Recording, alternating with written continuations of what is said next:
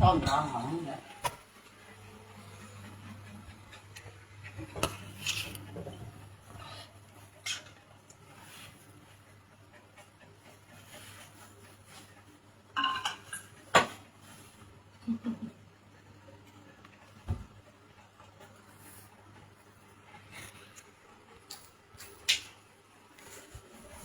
Không biết tiêu đi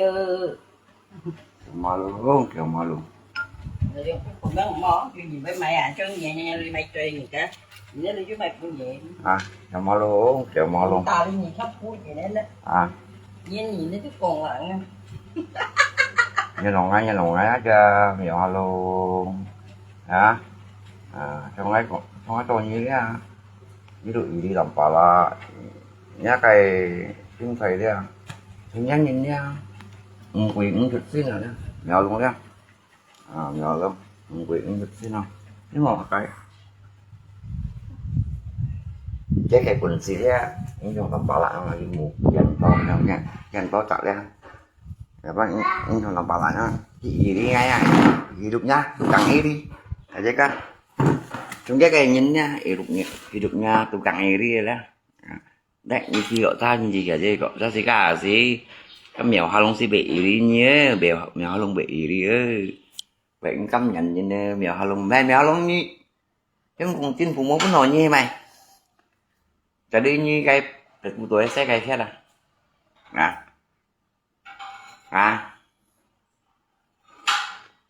cha một phút nữa kia thầy cái không còn trên phụ ra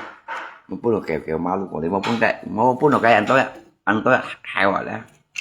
để đi đấy anh tôi theo theo ra thì cái muốn những cái phải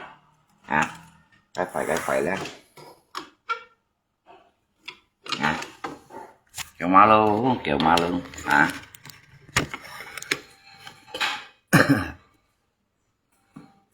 chị jadi dia cái posisi dia cái bệ đi đó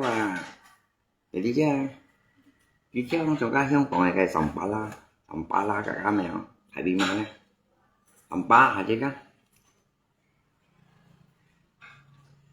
là có suruh dia buka blokit ngay các kèo ma luôn cả mà ra giá cái môi trường này vậy chứ hành nhá tụ phải riêng cả chứ hiểu phải chứ hành nhá hiểu phải nhưng đó tụ cán bộ như vậy hiểu không hả riêng cảm cái ma luôn các nhà chỉ không tầm bà la không xe bộ mấy đồng chọn thái ăn gà cái siêu cũng cảm nhận nè cho cái đó sầm ba la xích vào còn những mồ được ra những mồ được ra cái siêu cũng cảm nhận rồi còn những chị vô còn những mồ được ra kiểu ma lô tầm ba la chung nhớ đi ban như tầm ba la là mình chung nhớ đi ban như là nè dạ chung nhớ đi ban như là chỉ còn nhớ cho học con mò mà là cha để đi con nhớ cho học con mò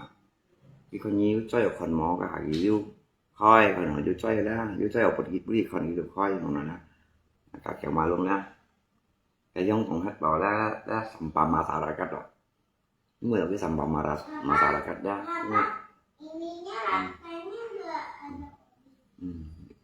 vào đến tôi vào luôn cái một phần gì trong nhớ lại có nghe cái xí hành nhá heo thì đi như tâm nhìn như nè cái Facebook tụ phải như cho một kiện tổ đâu ra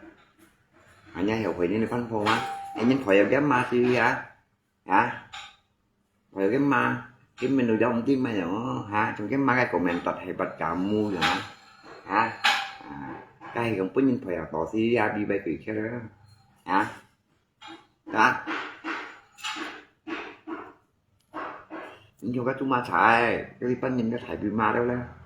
ở trên vô đồ dịch chọn ai ra là lúc ý đi như nào ý đi như nè nhìn in mặt cái ý đi như nè một chén tao kita là ngay tầm bà lại nhìn nè ngay mua bún nhân sầu tổ lý vậy nhỏ luôn chỉ là kita là ngay tầm bà lại nhìn nha mua bún nhân sầu tổ lý như kita cái không mày một bún nhân sầu gọt lưới ai hãy chung nhá đi chung như nào nhá bỏ đi theo hiông của mày pun nhỉ tao tao cái lẹp của tua lẹp hay chết à bỏ lấy xin phụ pun này nào lông một dàn to anh chung như đường pha đấy ya hát ẩm phá lại ra chung như mà chung như đường pha ra kiểu mà luôn nha để phá xuống một dàn to ra anh chung như thế không kiểu theo kiểu đó à trong cái đạp mà tả đi đó là chi mũ ra chi hiểu quá rồi nó một chi nên bùi này cả con cái cả sa nhân dùng các hai cái đạp mà tả đi gì à con nhắc gì cả sa nhân bọn nào lấy bọn này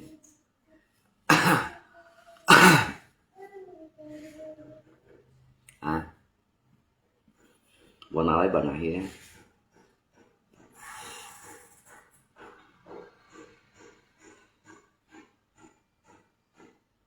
thì nhà ăn nhà itu post nya con sih post dia mbak Iri ha à bên kia hả mua còn nhân vụ khác mua trò theo mua trò mặc cái em mà lại Iri xin con nhận cam nhận gì nào phải xin sudah sau cái lipat sih phải xin sudah aja tu cecet mi thay ban là không còn là chạy mai hả à cái cơ sở cái gì Iri tambah lại đâu trong cái lipat nhìn nào hả à đó à trong cái lipat nhìn thấy một dàn to à kẹo ma luôn á và xuống ha à là lúc anh mô tô theo lụa đó ngay trong cái lipat nhìn mình chim gì vậy toàn theo lụa đó hai anh mình chim gì vậy à cái đấy chim phụ lưới khi ra như thầy bi ma đó và các kẹo ma luôn đó tôi dịch chọn hàng ngay trong nhà lipat nhìn là như cuộc gì dàn to đó đó mà tao lòng tìm cho 5 tỷ nhân phân trò xoay hả chúng nhớ đây đi bạn này là một kèn to à như về chiều đi mò hả về chiều đi mò nhỏ luôn chúng nhớ đi bạn mình nhá về chiều đi mò nhận cái lô mì họ này không chịu củ sò hả ta chúng như cái bỏ trên phủ bún là bỏ trên phủ hả giống như gì ra đó bỏ trên phủ trong sao không còn à nhưng mà Dũng chào mau luôn anh dẫn nhé gia đình anh thịt dành không à giống như cái gì giống như gì ra tôi cắm trên phủ thọ cái gia đình anh thịt dành hả cái gia đình anh thịt dành biết gia đình anh một giờ à nó quen cam nhận tầm rồi luôn cắm cắm nhận tầm là phụ như nè ở lâu như này còn như đi vào miền nhá một miền nhẹ xung quanh ngay môi tôi bà xảy ra con có chú làm tung làm chơi bà làm bật cá sặc nè một chén to như con có ra chú ra làm tung làm chơi ra không để đi trồng cây á trên có màn những nói chỉ điều như nào mấy không bà tin như có số lần không làm chơi đây như nó hả cả như nó năm chỉ những còn phân bao nhiêu chỉ bảy như chỉ suy vậy như bóng nga xoay xì của một chén to nhá chúng nhân mình nha đi ngay chỗ tay mình hay là một cái gì như cái tông xì của nó xít bảo ly phân bao nhiêu chỉ bảy hả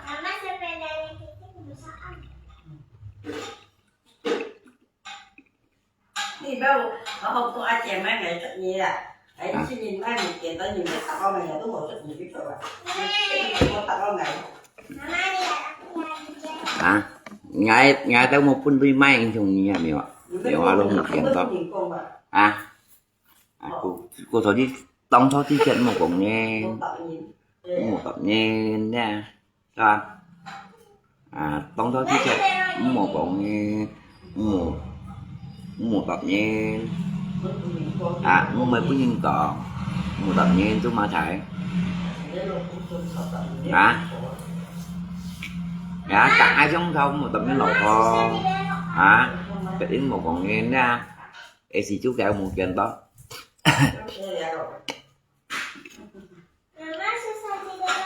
đồ sẽ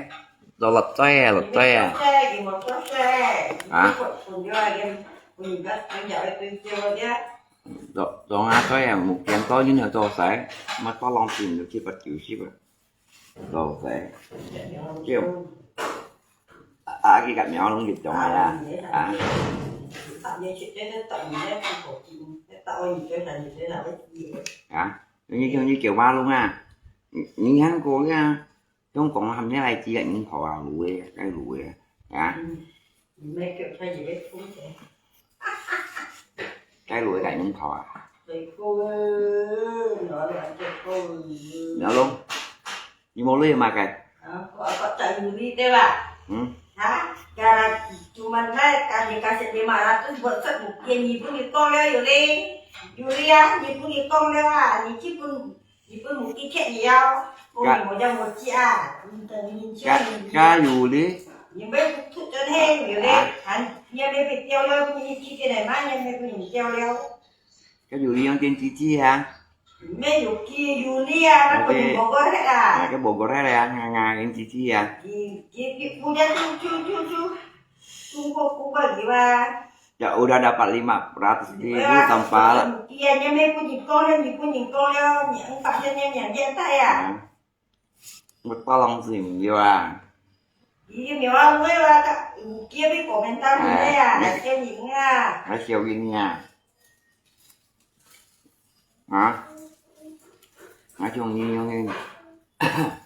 hả? Principal xây cô xem á những gì đấy một principal lỗ cũng hay xem vậy đấy trên chi mà hả yêu gì nữa principal bay xây cô xem mà chỉ một principal cái lỗ cũng hay xem mà ra cứ nhìn ai qua là nhìn si dốt con nhìn nó cũng nhìn mai sợ gì nhưng mà mai nhìn nó sợ gì so với con nhìn so với sợ gì nữa thì nó là một cái trời rồi nó luôn mua cho đâu quá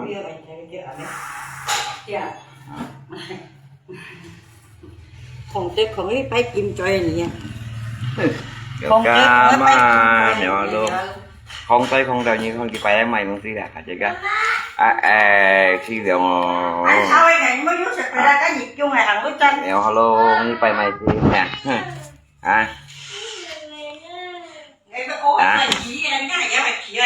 ini pai mai se kiểu ma luôn chuyện chi nè kiểu ma luôn ai là chồng hai chồng như thế đi xin con ăn kheo kiểu ma luôn rồi chồng đen có kheo như nào xin con kheo là mệt to lòng chỉ được chỉ bắt chịu chỉ bảo phải như thế đó chồng đen nha yêu đi trai cô chồng nhớ nhom nhăn một phần như này một to lòng chết bắt dù chứ bà là đi nhìn đâu là luôn ngày tức có gì comment bên tên ngày tên một to lòng chết bắt dù chứ bà đó giống ngang nhìn nè phim bên cho đây đó là những cái miền ai một to lòng chết bắt dù chứ cái cũng cái comment tăng cái chuyện sao để cái chuyện sao để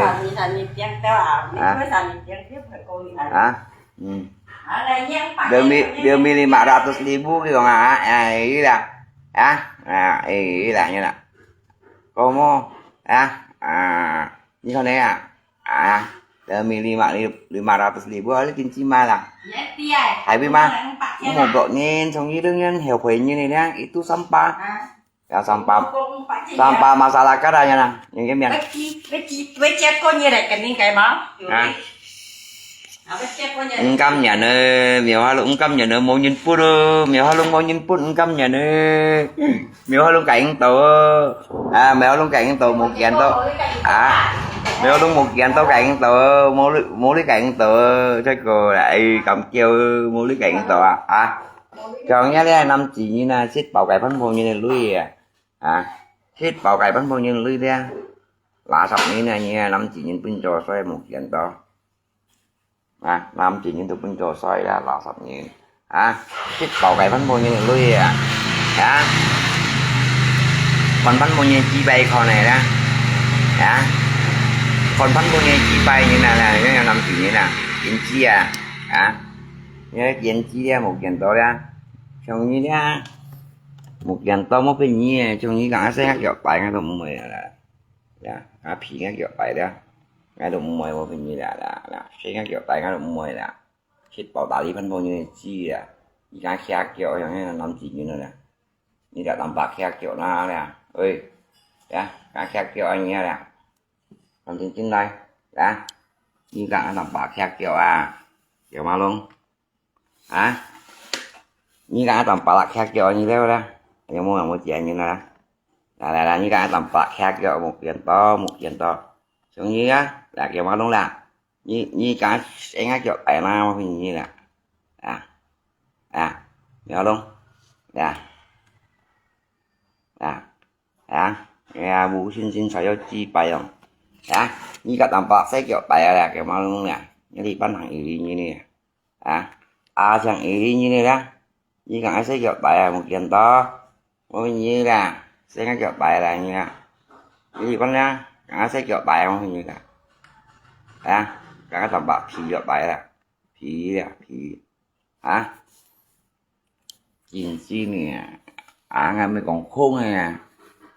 cái khác vô như nè như các làm bạc khác vô khác chụp tay xe cái kiểu tay là gì cả thì nó sẽ cái kiểu tay là đây là một kiện to là luôn cho chị cũng bắt nhé bắt như em miền này là không đã chúng nhớ đi bắt nhìn nha bóng tâm vậy này đó cả xe kiểu tay không gì apalagi Yuli apalagi Yuli đó Yuli đó nhà con Yuli đó vì ai sẽ kiểu đánh nó bằng ngoài một hình gì bạn xem nè bạn xem gì về may nhá mày bẹ đéo sao apalagi Yuli gì về may nhá bẹ đéo đó nó hình gì mày có nhìn bạn trên may rồi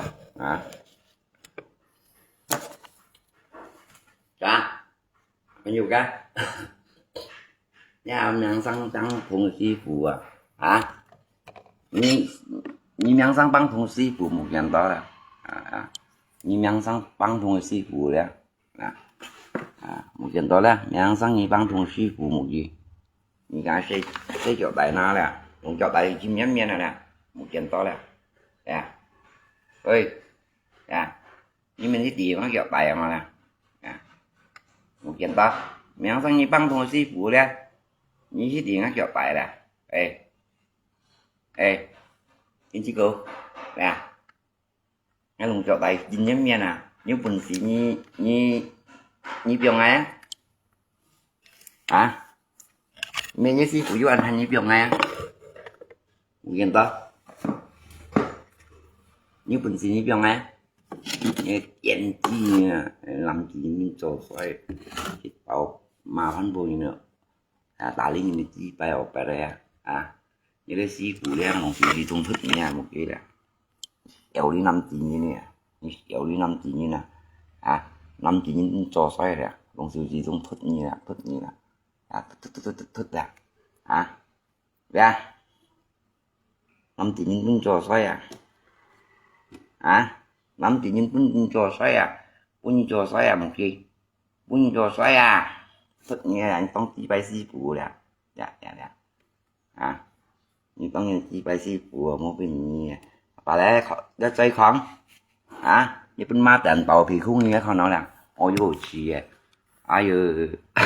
lúc gì đấy mua gì tâm trình phụ trong mày ý đi mày chỉ bay như ý đi làm bảo là mấy kiểu sắp đến dẹp bộ nhỉ đi kiểu mà luôn nhỉ đi mà chỉ bay cho cái lo cho đi cho một chân nước cả tiền phủ thọ đấy một chân nước họ đập tiền phủ bốn cái mẹ cho như bún xì bún dẹp bộ ăn vậy thì chút chặt thì lâu chúng như là kiến chi xích bảo cái tuổi phải những hải kiến chi vậy chúng như là miền nhá như ai sẽ kiểu tại ngày mùng 3 hỏi mình kiểu mà luôn nè như cả đồng bạc xe kiểu bài là phi ngắt kiểu tay ngang mang oi mới bên nhì nè như cả xe ngắt kiểu tay ngang mới cả chân xe ngang mới bên nhì thấy không tôi nhớ in chỉ nhìn nha bật dây không nè như cả làm bạc xe kiểu tay đó làm bạc là hẳn mới bên nhì hẳn mới như không nhớ miền đâu vô phí vô xì vô xì mà bên má tìm tỏi phí cũng phèn chưa nhưng cái phí cũng bên má tìm tỏi nha bên má tìm tỏi phèn chưa chủ như là tiếng chi nhìn nè đi xỉu đi cái ý đi nhìn nếu như không vô chơi ở bài môn là bài gì nè kiểu mà luôn như bật chơi không như bật chơi không là con gì nè ý khi không bài mày bài chơi là như này cái bài chơi các anh bài học bỏ lo là như bật chơi không như không chơi không đây nha kiểu mà luôn như bật chơi không mèo luôn như bật thật vẫn to xưởng gì như bật thật to xưởng gì nhìn nha cô số gì đấy như thế thì bật chơi không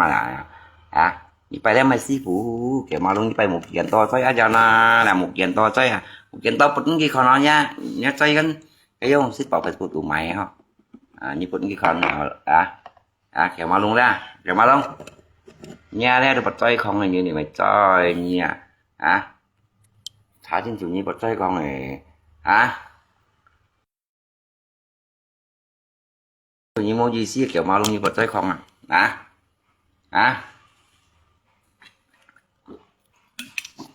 chào anh lo chặt là xịp thì bày chơi anh nhà thì chỉ lo chặt là xịp bày chơi rồi ngoài như bằng tí mày bật chơi không các anh lo tắt lo này bật bày mày pun tanpa lah CCTV cho tòa không còn nè tanpa lah là tặng cốt một tung tặng như dạng hát này tòa mẹ luôn chọn nhớ nhìn nha như chọn là chào quý hết như chào quý như chào xong thế nào điện tanpa lah CCTV phăng tặng dạng hát này kêu gì nè như hai ngàn lùa như chào tại tanpa lah như mang hồi lối như mày như nhầm chơi như nhầm chơi mày chơi như bài chơi mèo luôn ai rồi chơi còi như thế nào cái bài chơi các anh ai bật chơi không mèo luôn nên nhanh rồi nhà đâu nhà đều bài xin rồi thì lâu thì đâu đặt nó đi bài mày nè bài chơi xin này như là dẻo ra cũng nằm chờ xong thế là mèo luôn nha mình xin bài hơn này bảo như chào quý một nha như chào quý lá kiểu mà lớn nha mai như mang sự làm bảo lạ gì như hàng lũ hàng bị lạ như hàng xong thế nè như mang họ nói như mang họ nói như thế bật chơi không bật hay gì chứ không còn này như tập ta cá nhân như đậm bà la hôm mà như luôn ship vẫn ngay khẩn đậm bà la ngay nhìn lên đậm bà la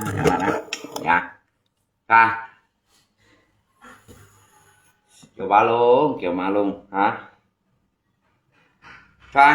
ngay pun đi tới máy tỏ ngay mới chung như mèo luôn chị bỏ có nhìn mai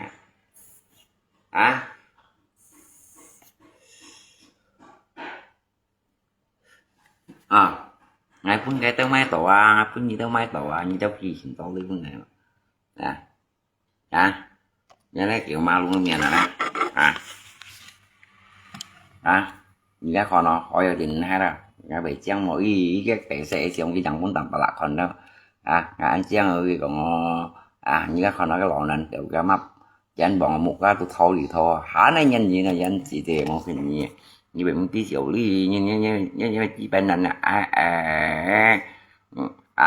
Apple nên tạo cái bề cổ chăng anh bề cổ giờ anh bề cổ tài nó mèo luôn Apple nên tạo cái anh bề cổ tài nó Apple anh bề cổ thải trả cổ tài nó nhá mày chị bên anh cũng có chìm theo niệm bộ thải nhưng piang luôn xíu chiếc bộ loại ai dụ nhưng mà thật chứ giá cha nhưng mà thật chứ gì nha thật chứ gì mà không thật chứ gì anh tặng luôn nha thật chứ gì đó những dịch sai cái trong cái xăm sửa thầy chị ca cái xăm sửa đen cái chú chân có lời quên không còn cái nó cái xăm sửa như vậy cái xăm chạy cái chú nhân nhóm tuổi hay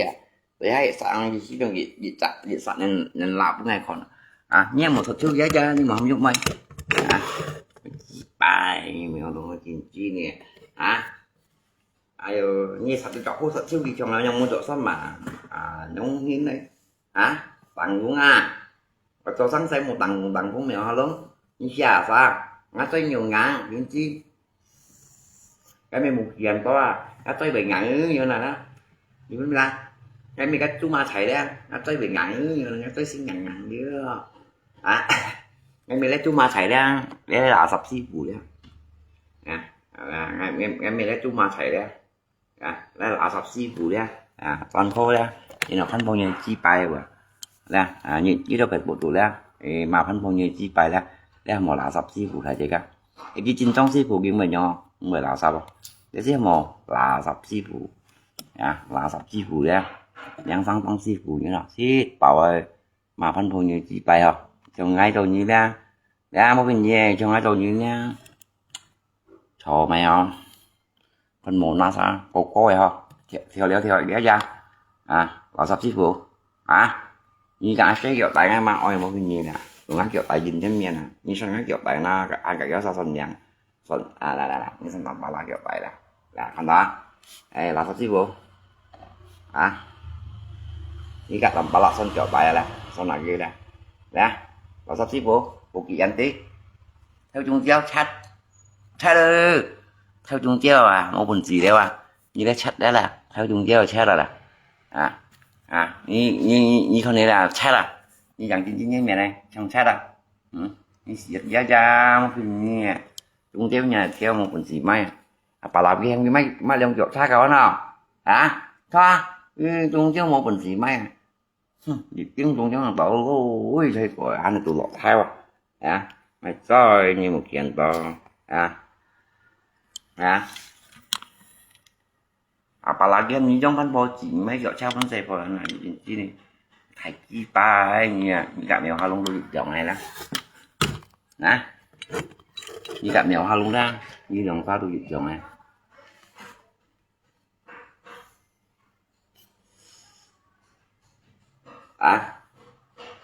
như thế ship kêu mình nhìn mấy bên nên rồi như thế mà bên cái mẹ bà lại cái hàm cái giống xe của các bạn tại vì bánh bò chỉ chẳng biết tả mấy cả mà mang câu mang xìu mà đều đừng hay đặt bà lấy cái câu đi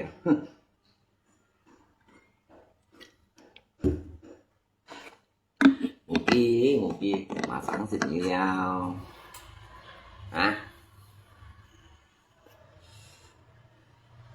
trong cái chỗ như thế như chỗ đồ ăn nhà ra nhất là gì được ban gặp nhau hà luôn này cắm nhìn những xịt cò hổ dọc cò hổ dọc cò giang dọc cò sẻ xi ra những cắm nhìn nha dọc cò giang dọc cò hổ dọc cò sẻ xi xịt cò hổ chỉ điều anh chỉ điều mà kiểu sang cái giặc là phụ tủ xe và như tao không còn thấy bạn ai tay về gì rồi mà tiếng nghe tôi nhìn sẽ lo kẹo ma luôn kẹo tó tao mai gì ra gì ra một phút rồi nhé không còn tay đéo thấy bạn tay một phút rồi nhé một diện to cả như kẹo ma luôn những cắm nhà này như ý đi aja còn có cắm nhận nó ship miệng ngay lên ship miệng ngay cắm nhận cầm còn cái một dạng to kiểu ma luôn hải bi ma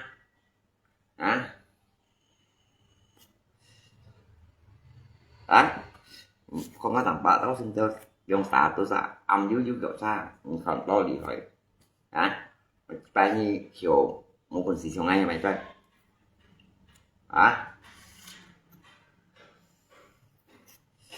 vậy là bật mà tả đi đó tao xin cho bác bác xả sudah dan bapak yuk kiwi ya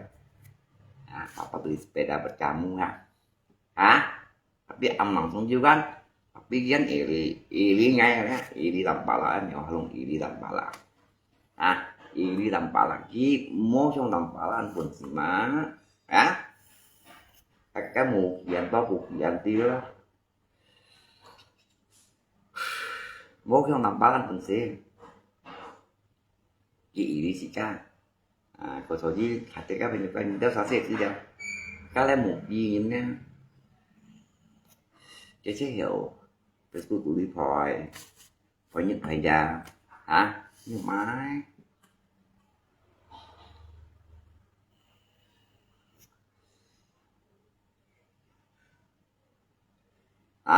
ở kiến sĩ châu cái mình ngại được bên trên còn cái cho sẽ cho tập kim phú như đang cạnh thọ anh như mình chỉ bỏ tắt luôn ra cho sẽ cho tập kim phú như đó chỉ hắn cạnh thọ như một kèm to sẽ cho tập kim phú như ra mười triệu trong là cậu anh sẽ lùi thổ lùi đủ cậu dẹp thổ cả thổ luôn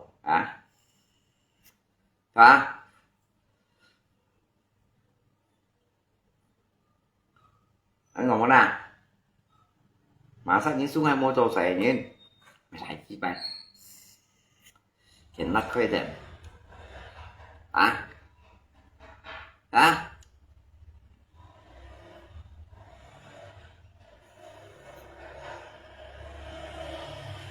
mà sao những xuống hai lần bảo mô tô xẻ lalu ini nih ya di Panang tidak di yung Hong Thai Ban Aceh pun dari yang Hong Thai Ban Aceh tau pun ngày ra đi daripada pun như chú kẹo bằng kẹn tao giờ thì mà nhân ấy chia nhá mà nhân mà đều thẳng bật chứ cũng ai dùng đấy thầu cô cũng như dùng cũng nghe một kẹn đó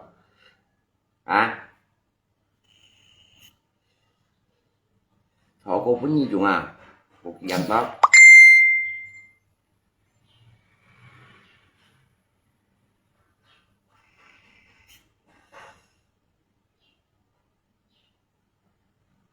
Ngai nanti ngai tampaklah beli mobil sih kita sampai orang bisa bunuh diri lah enak ngai contoh ngai mobilnya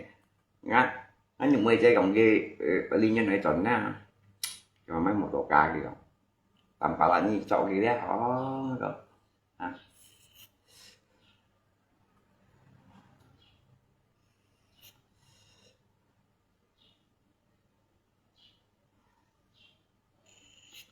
các anh đi bóng chè học anh đi bóng chè mạnh giống như 10 chè mạnh đường áp lý nhân toàn thị đường tao tận nha thì sao mai đường xa đấy thấy dân kiểu trong đi ngoài trội chụp tình ngay còn chê trong thì loa ngay còn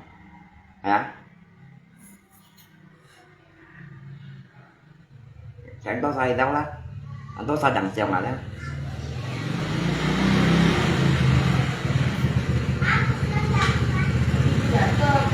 đi bóng chè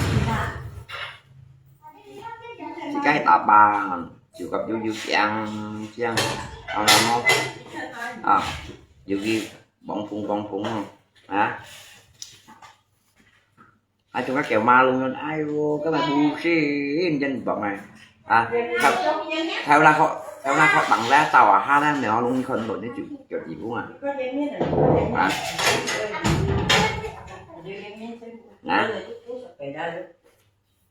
nhìn được con tát đừng ngô chỉ trời dâm nhìn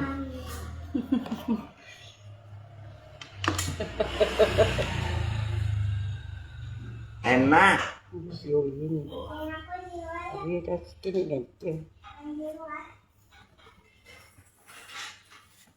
nhưng mà giống chỗ sao ra kiểu cái mà gì đây như này nhân bọn Ganti baju. thay cò cầu anh là kiểu mà luôn ra trên trong thay cò mọi người cái tổ lộc cũng tay cái lộc cũng tay nhiều ngắn cái phun tay phun đầu nhà này nhà này thay cò từng cái búa hay xoáy đấy ấy tidur sendiri makan sendiri tak ada yang menemani kasihannya sekali kêu ma lương bật dậy khờ đừng em chưa hấp bệnh đây mà sao không nhìn chị bé mẹ nhá lại một nhìn con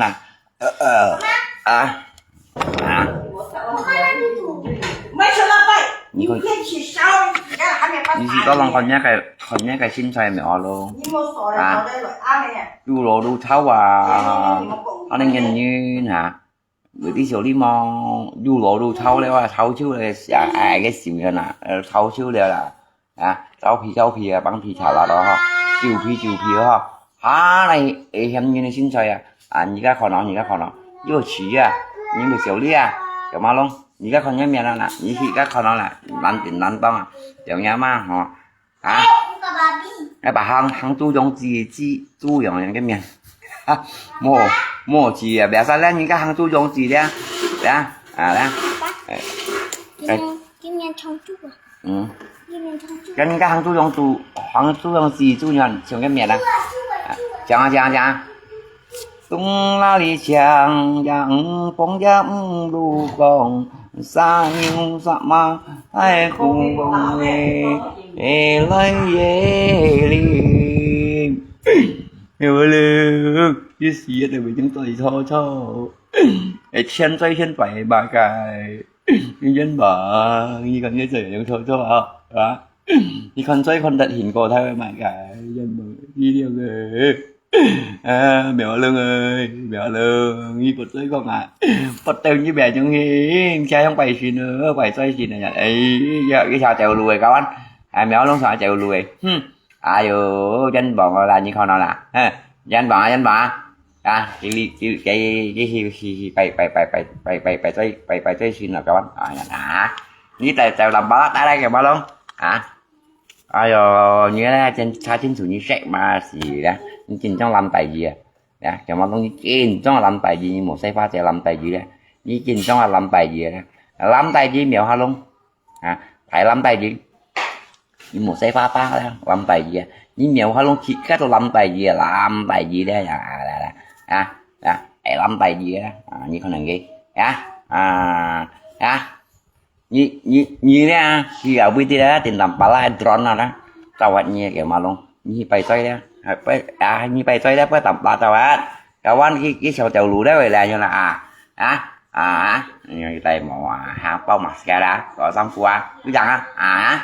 như chỗ ta đây nào luôn nhớ lấy bật toy không như với phát trái cái ra còn cảnh như bài xí nên chứ chỉ là cái bài toy xí nào mèo luôn đó như chúng một chèo leo như chèo thông thiên mèo gì xí đi lục cái bài sinh gì xí lục các miền dễ sủi đó gì xí sẽ gắn xiang đó có bài gì như vậy mang tin đó như các con cái miền thải chơi cái cái bỏ lại chỉ như này gì bỏ cái lại chỉ như này gì đó cái cái bài sinh gì xiang đâu xin sẽ gắn miền đâu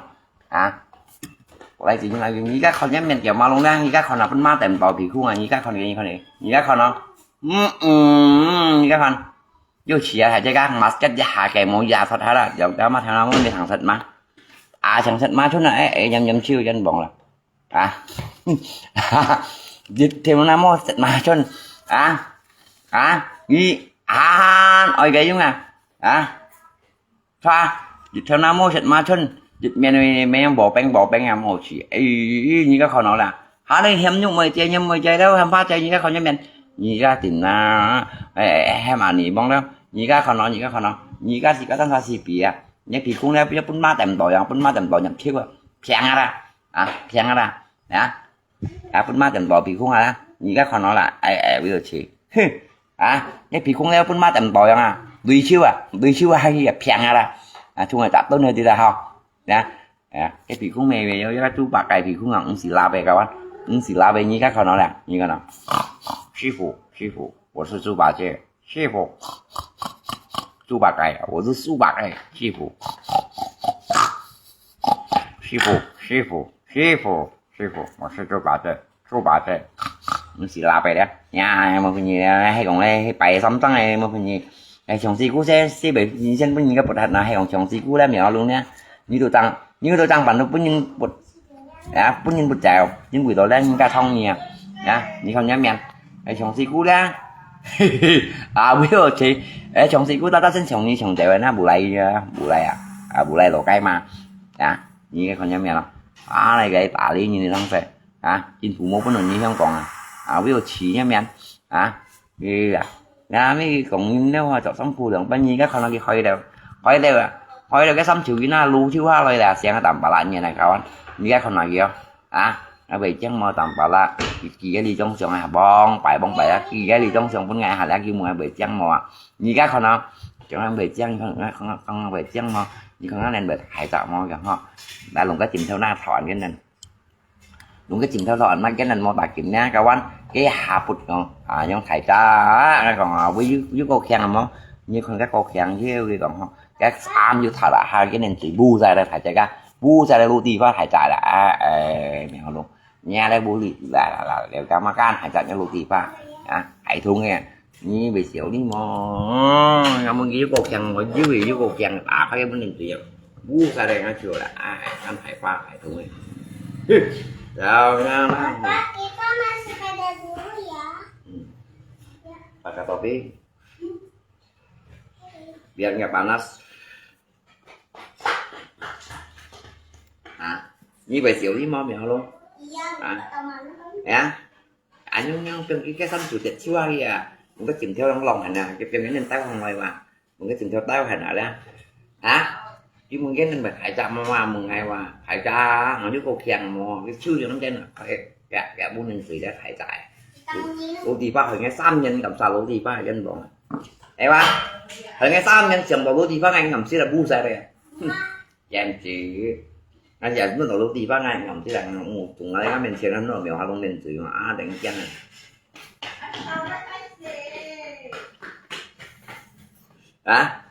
chết còn lọt ve phải ngay tiểu ga mang họ chết còn nó sống lọt ve chết lọt ve nên chỉ là phải trồng khá sao vậy nhà kêu trời dầm khá đó sao mày tổ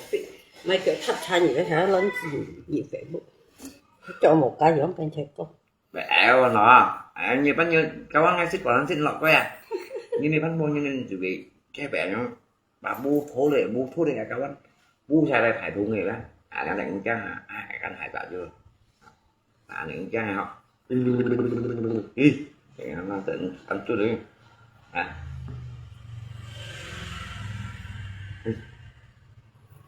bà ăn chạy nên tự mèo luôn cái này nè anh không biết vậy đó không biết vậy đó phải xin mày phải bắt tay xin có lăng tiền được sự bật chịu sự bật là sập cao như nhiều luôn giờ nó cạnh một kiện tối đa như nhiều tối đa chịu là sập cao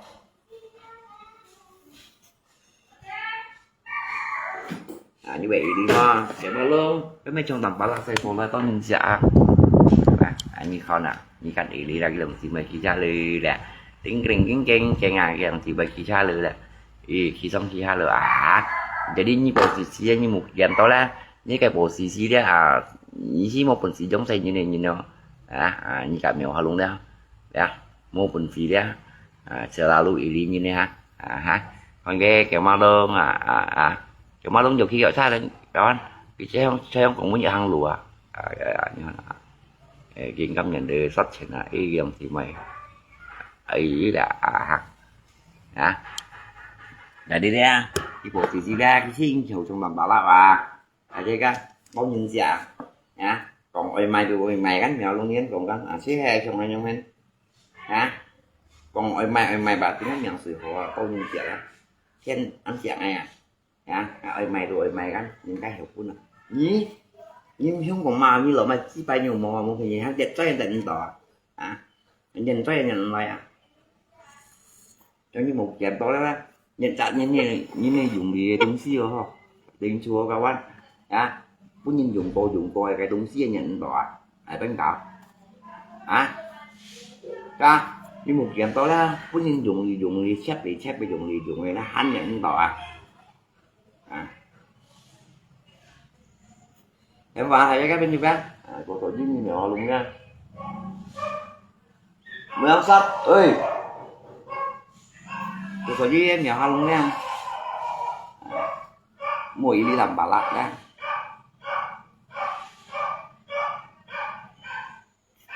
như kiểu tôi như cơ cái nhiều chỗ này nào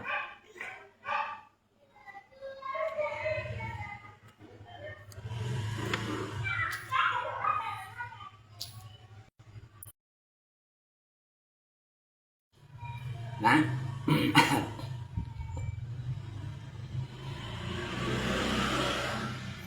benar apa benar lah kok chứ con cái mèo luôn benar cái biển xin nhỉ không kê đi mấy phút ban đã cao đến cũng ngay mới phút benar ngay con tiếng cái đây cầm kéo thì đừng nghe luôn không rồi cái sa bàn này cái sa bàn cây các bạn cái sa bàn cây đấy trong thêm này ra cái ban giả tổ sĩ kia sa bàn cây trong thêm này cái cây làm sa bàn trong hai này benar ngay con à mình trang gì à cái nhiều cái cái ba mèo luôn nha biết gì xoay à nghe suốt đúng của suốt 30 đằng theo về thui của nấn nghe còn tiểu chỉ chấm 30 đằng theo rồi đi xoay mà bà không làm liếng á bà su không liếng á bà su liếng của một quả làm má đây bên mèo luôn của đàn này rồi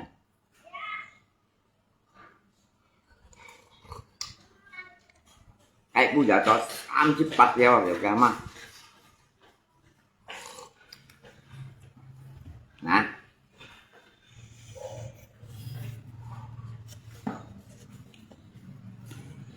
đi sáng ngồi gì xí mèo luôn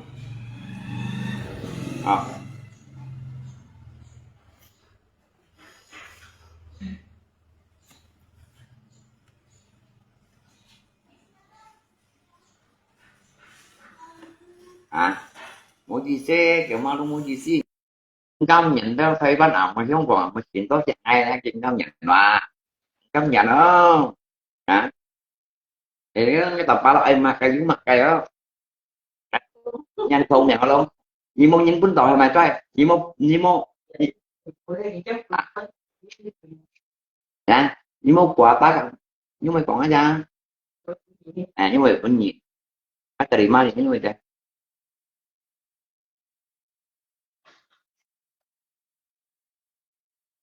ngay tại coi ai chụp bún như vậy vậy xử lý lại bún nhiệt chỉ không thiếu à những sao chụp tỏi những sao chụp tỏi như vậy vậy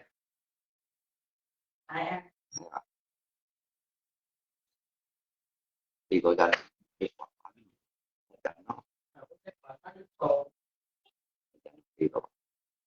chịu cảnh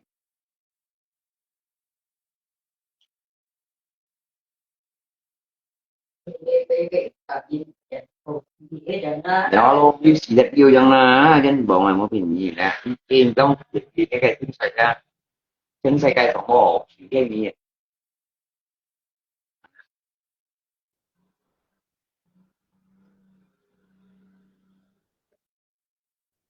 dạ quá đúng rồi cái này cái gì căn bờ với cặp mẹ la mua là với cặp mẹ la mua như vẫn xuất bắn nhép như vậy chạy như vẫn xuất bắn nhép như chủ đề chân như chủ đề cái con tàu lọ cái con tàu là không phải sự can như cái kiểu mà lung tâm nhà nữ mới gì xí sao đi mà nếu như mô tả camera nhưng mà chơi như không tặng mô tả camera lo anh vẫn chơi vẫn lo đúng không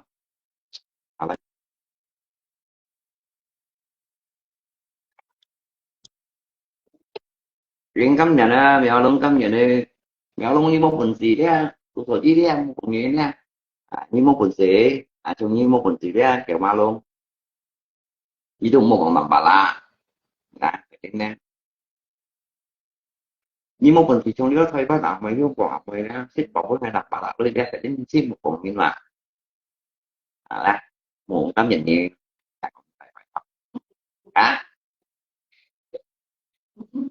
cụ thể gì anh thì ngô đó như một quần thì trong cái tôi sao cũng nghe luôn ra như một quần như là đó một quần nhân dân cái quần xuất thì vua đó thì con là nhá có trò hay gì nhá ni bóng chơi cả nếu mà chơi đi chỗ ta chọn gì thì phải là một tổ cái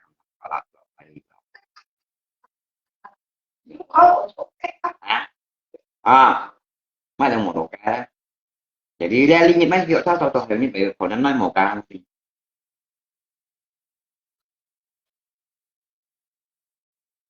như kiểu nó luôn xoay một phần xí là đi bài mình lương này cái tin trong sụt tan ăn ngan nhỉ à là cô như bạn trang là cô đi cô nhìn như mày làm cô bây nhân thở à bây giờ dễ là nó tặng cô trang nhà này nha tặng cô bây châu nhìn à như hành trang mèo luôn mày chơi trang mèo mèo thôi bây giờ mèo luôn quê bu sinh như cái tân sao chỉ còn là tí dân bọn này mà mình như như cái con mèo luôn như con nhá như con nhá mèo nhá mà như con nhá mèo luôn bu sinh trang bọn này một hình như ai ồ như cái con không mấy nên thô cái thô ngáp thôi thô ngáp thôi cái chính sách cái con này quý tặng rằng ha như cái con nào anh này hiểm như này bu chính thật siêu gì đâu như cái xi măng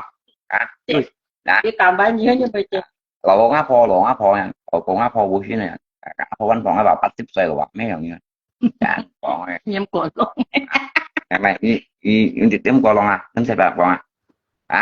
như không còn nem xe bạc bọn mày đây anh cho còn nào biết cái lũi dưới qua lòng là nem mò đâu gì cho như vậy chứ khi ở với tự nhiên bây giờ mèo luôn như vậy phải tới xin lên nha nhưng một con phát thì làm tại gì để nếu làm tại gì khỏi mà có tụng mà có nhìn tiểu đang nhát có khỏi luôn nha nhưng bởi hơi như vậy thì nhau thì có phải xoay nha con đây kìa mà long nhưng một con hiểm đi thôi ra chỉ phải phải ra như hết có khỏi luôn hay những bài hơi những bài lẽ东西là xong kia không biết nhầm hay nhắn cô hơi lô mèo lô còn những thôi trên trên như giờ một người nhiều con non tìm được thì bắt kiểu như vậy bố trên đường tan ra làm bà lang bố xin chơi về chứ mơ như thế nè cái nên bật hải tạ mơ về cái gì mà về ba nhỏ đúng rồi mừng cái nên bật hải tạ mơ phải nhiều ra thì bữa ngày còn cái ly trong giọng bật hải tạ mơ rồi chạm đi xa nói vậy đi khi còn bé mừng cái bu xin là bởi trang mò như còn nó phải chơi cái nhiều ra như chỉ to lòng chỉ còn mừng cái bu xin bởi trang cái nên bởi hải mò tạ khai cái đồ gì pha bu ra đây đéo gắm ai ô mèo luôn sao bánh cái này ở bột nền bên con này mình cào bây giờ xin đấy vậy nhân mạng nhất thì không có phân ma tầm tội phèn chưa nhất thì không có phân ma tầm tội phèn ra là vì một cái kia là bây giờ chị cũng cái ma thầy kia leo đỏ phèn chưa phèn chưa không cầm ma lên cầm ma thả kiểu chém em mà cái đu ô chưa mèo luôn thả kiểu chém phèn hiểu ra như thế ra em chỉ không phèn chưa đã cùng biết xem các cái kiểu mà luôn tăng suy làm gì giờ đúng em tốt từ từ thầy khi là kiểu mà luôn thầy khi cả quan đó thầy khi nhưng không thầy khi được thầy theo tôi anh kiểu anh này còn thá này tôi còn thá này tôi chưa còn ngà tôi còn cái hiểu răng chỉ tôi tìm mấy mộtวันthôi hả đây là cái mong ngà như mẹ bà kiểu đã mong ngà mẹ mày đúng gì rồi ha còn tội bú gì mẹ cái đúng gì khi mẹ kia leo rồi mẹ luôn thì chim con thì bắt chịu nếu kim xưa đi nhưng mà chơi nhưng mà chơi nhưng mà chơi nhưng mà chơi quá đi nào luôn nè nào luôn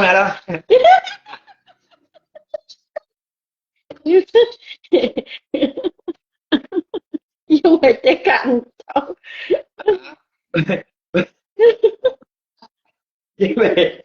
giờ nhóm cái gì chỉ muốn tuyệt vời là mình giờ cầm cái ha bé chưa cái ba cầm chân mới chơi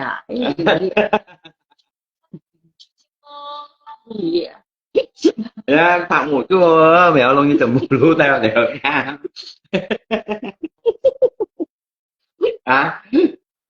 cái vậy cái như vậy vậy chứ sẽ cái nhân chân mình chỉ hay là chơi cá vậy nhưng mà mấy cái ba chồng bù luôn ngay cả nhưng mà chơi thì là ngồi nhưng mà một chỗ còn là được à như đã sẽ nhông cái là đó cái gì rồi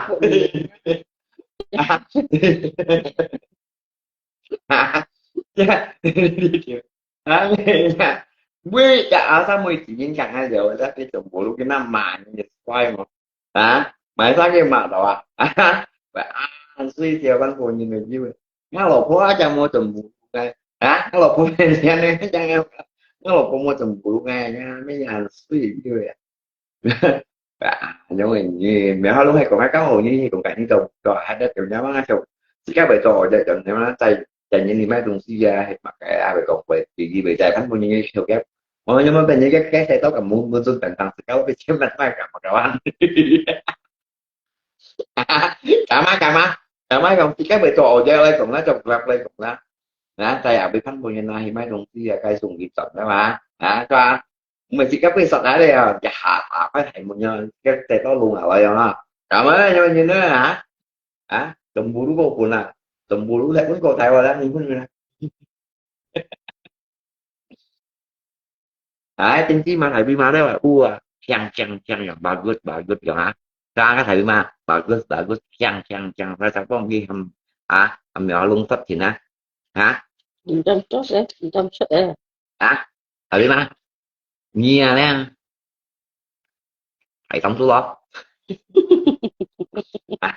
tổng số lo cũng vậy đi như thế một ông tiền được cái bạch dự cái bà đó tự nhiên đi vùng như này đó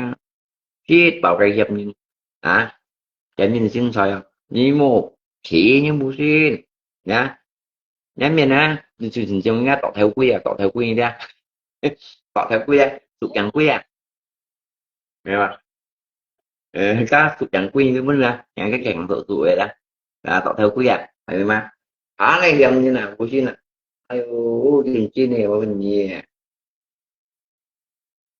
Jangan panas jangan. mình xuống những cái sống tu đó những điều gì ở bên mai mình điều gì hả Alo. Ơi. Ngài phải thấy sang cái này ngài phải sang thấy chăng?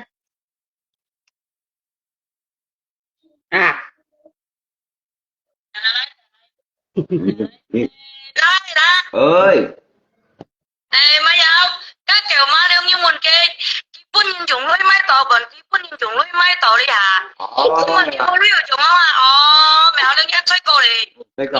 cô mèo lên nhá, hả? Phun nhìn chúng lối mai tỏ đâu mà ngay đâu giờ còn phải xử lý ngay mèo đâu còn phải xử lý ngay hoặc là phải siêu mó chúng ta là mèo lên nhá, mèo lông như mô lưới như có nhìn luôn với mấy tờ mèo lên lối đòn lối mèo lên gì lối đâu mình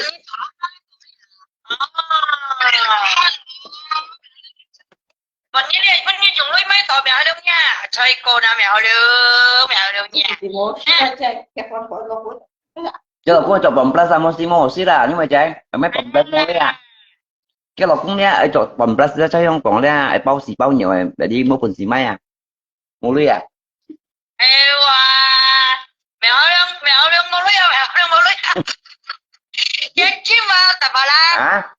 chết chim nào nói này thích cái điều quảng cáo cái cậu chết gì này cái vậy xíu mèo đâu như chị chứ đâu như xíu đi nào mèo đâu như na như chọn chọn chút đâu xịt kia na dân bảo như chi mua là cổ mèo đâu như chi mua là cổ như chiều chi mua là cổ mèo đâu như chiều chi mua là cổ mèo là cổ cái gì như bông lên còn tầm bà đó mổ đốt đi còn ngay mổ đốt chiêu ai nuôi như mổ đốt xuống tàu ai nuôi ai nhiêu là cái này gì bông ai chỉ tao lên ngay phèn về tao ấy mèo đâu ai má nè ai kiểu mà như chi bay bằng vân nhìn mua chúng nhau nó chiều chi như thế cái tết tủ miên này cái tết tủ bọt chung chiều chi như thế chiều chi ở đây như chiều chi mèo đông nha cái phiên trình đâu lối mèo đông như vậy anh nhập phiên lối như chúng mấy cái chết quân nhân mấy tàu kẹp 千对金女夹8千，光比要想打顿你诶，咪再苗了，冇坑睇为你啊啊！ cái tiền ở香港bị đồng bạc mana còn ăn tiền 哎呀，用个比要想8万的，你按这你啊，伢的按这苗了呢？你再高呢苗了，你真正再高，苗了你再高呢苗了，你再高呢？ còn vô mấy á 这个叫公公的，来还给你们知道啊？ vô mấy mà nhìn nó siêu á cái ông xin mày mua lạc quay đây 你帮大同啲心提醒招啊！你同啲心提醒招啊！家家用了半期錢間，有呢叫揸嚟拿出來。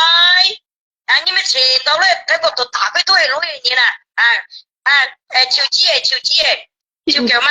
Thế xin 潮 chú 叫乜？ Thế xin chú thì sẽ không bắt tặng nhìn dòng leo 哎呀，師傅咪突然間了苗了。哎呦，苗了我變錢到攞嘢哎呀！苗了我變錢到攞嘢哎呀苗了。啊！nhớ là cái đến kia lại chín chỉ là chơi cổ nhỉ à mồ lúa nhiều dùng còn mồ lúa nhiều dùng những gì cái kia cái tí như mồ lúa nhiều dùng nào các cái chính phủ trong những kiểu lúa dùng à đi hả dạ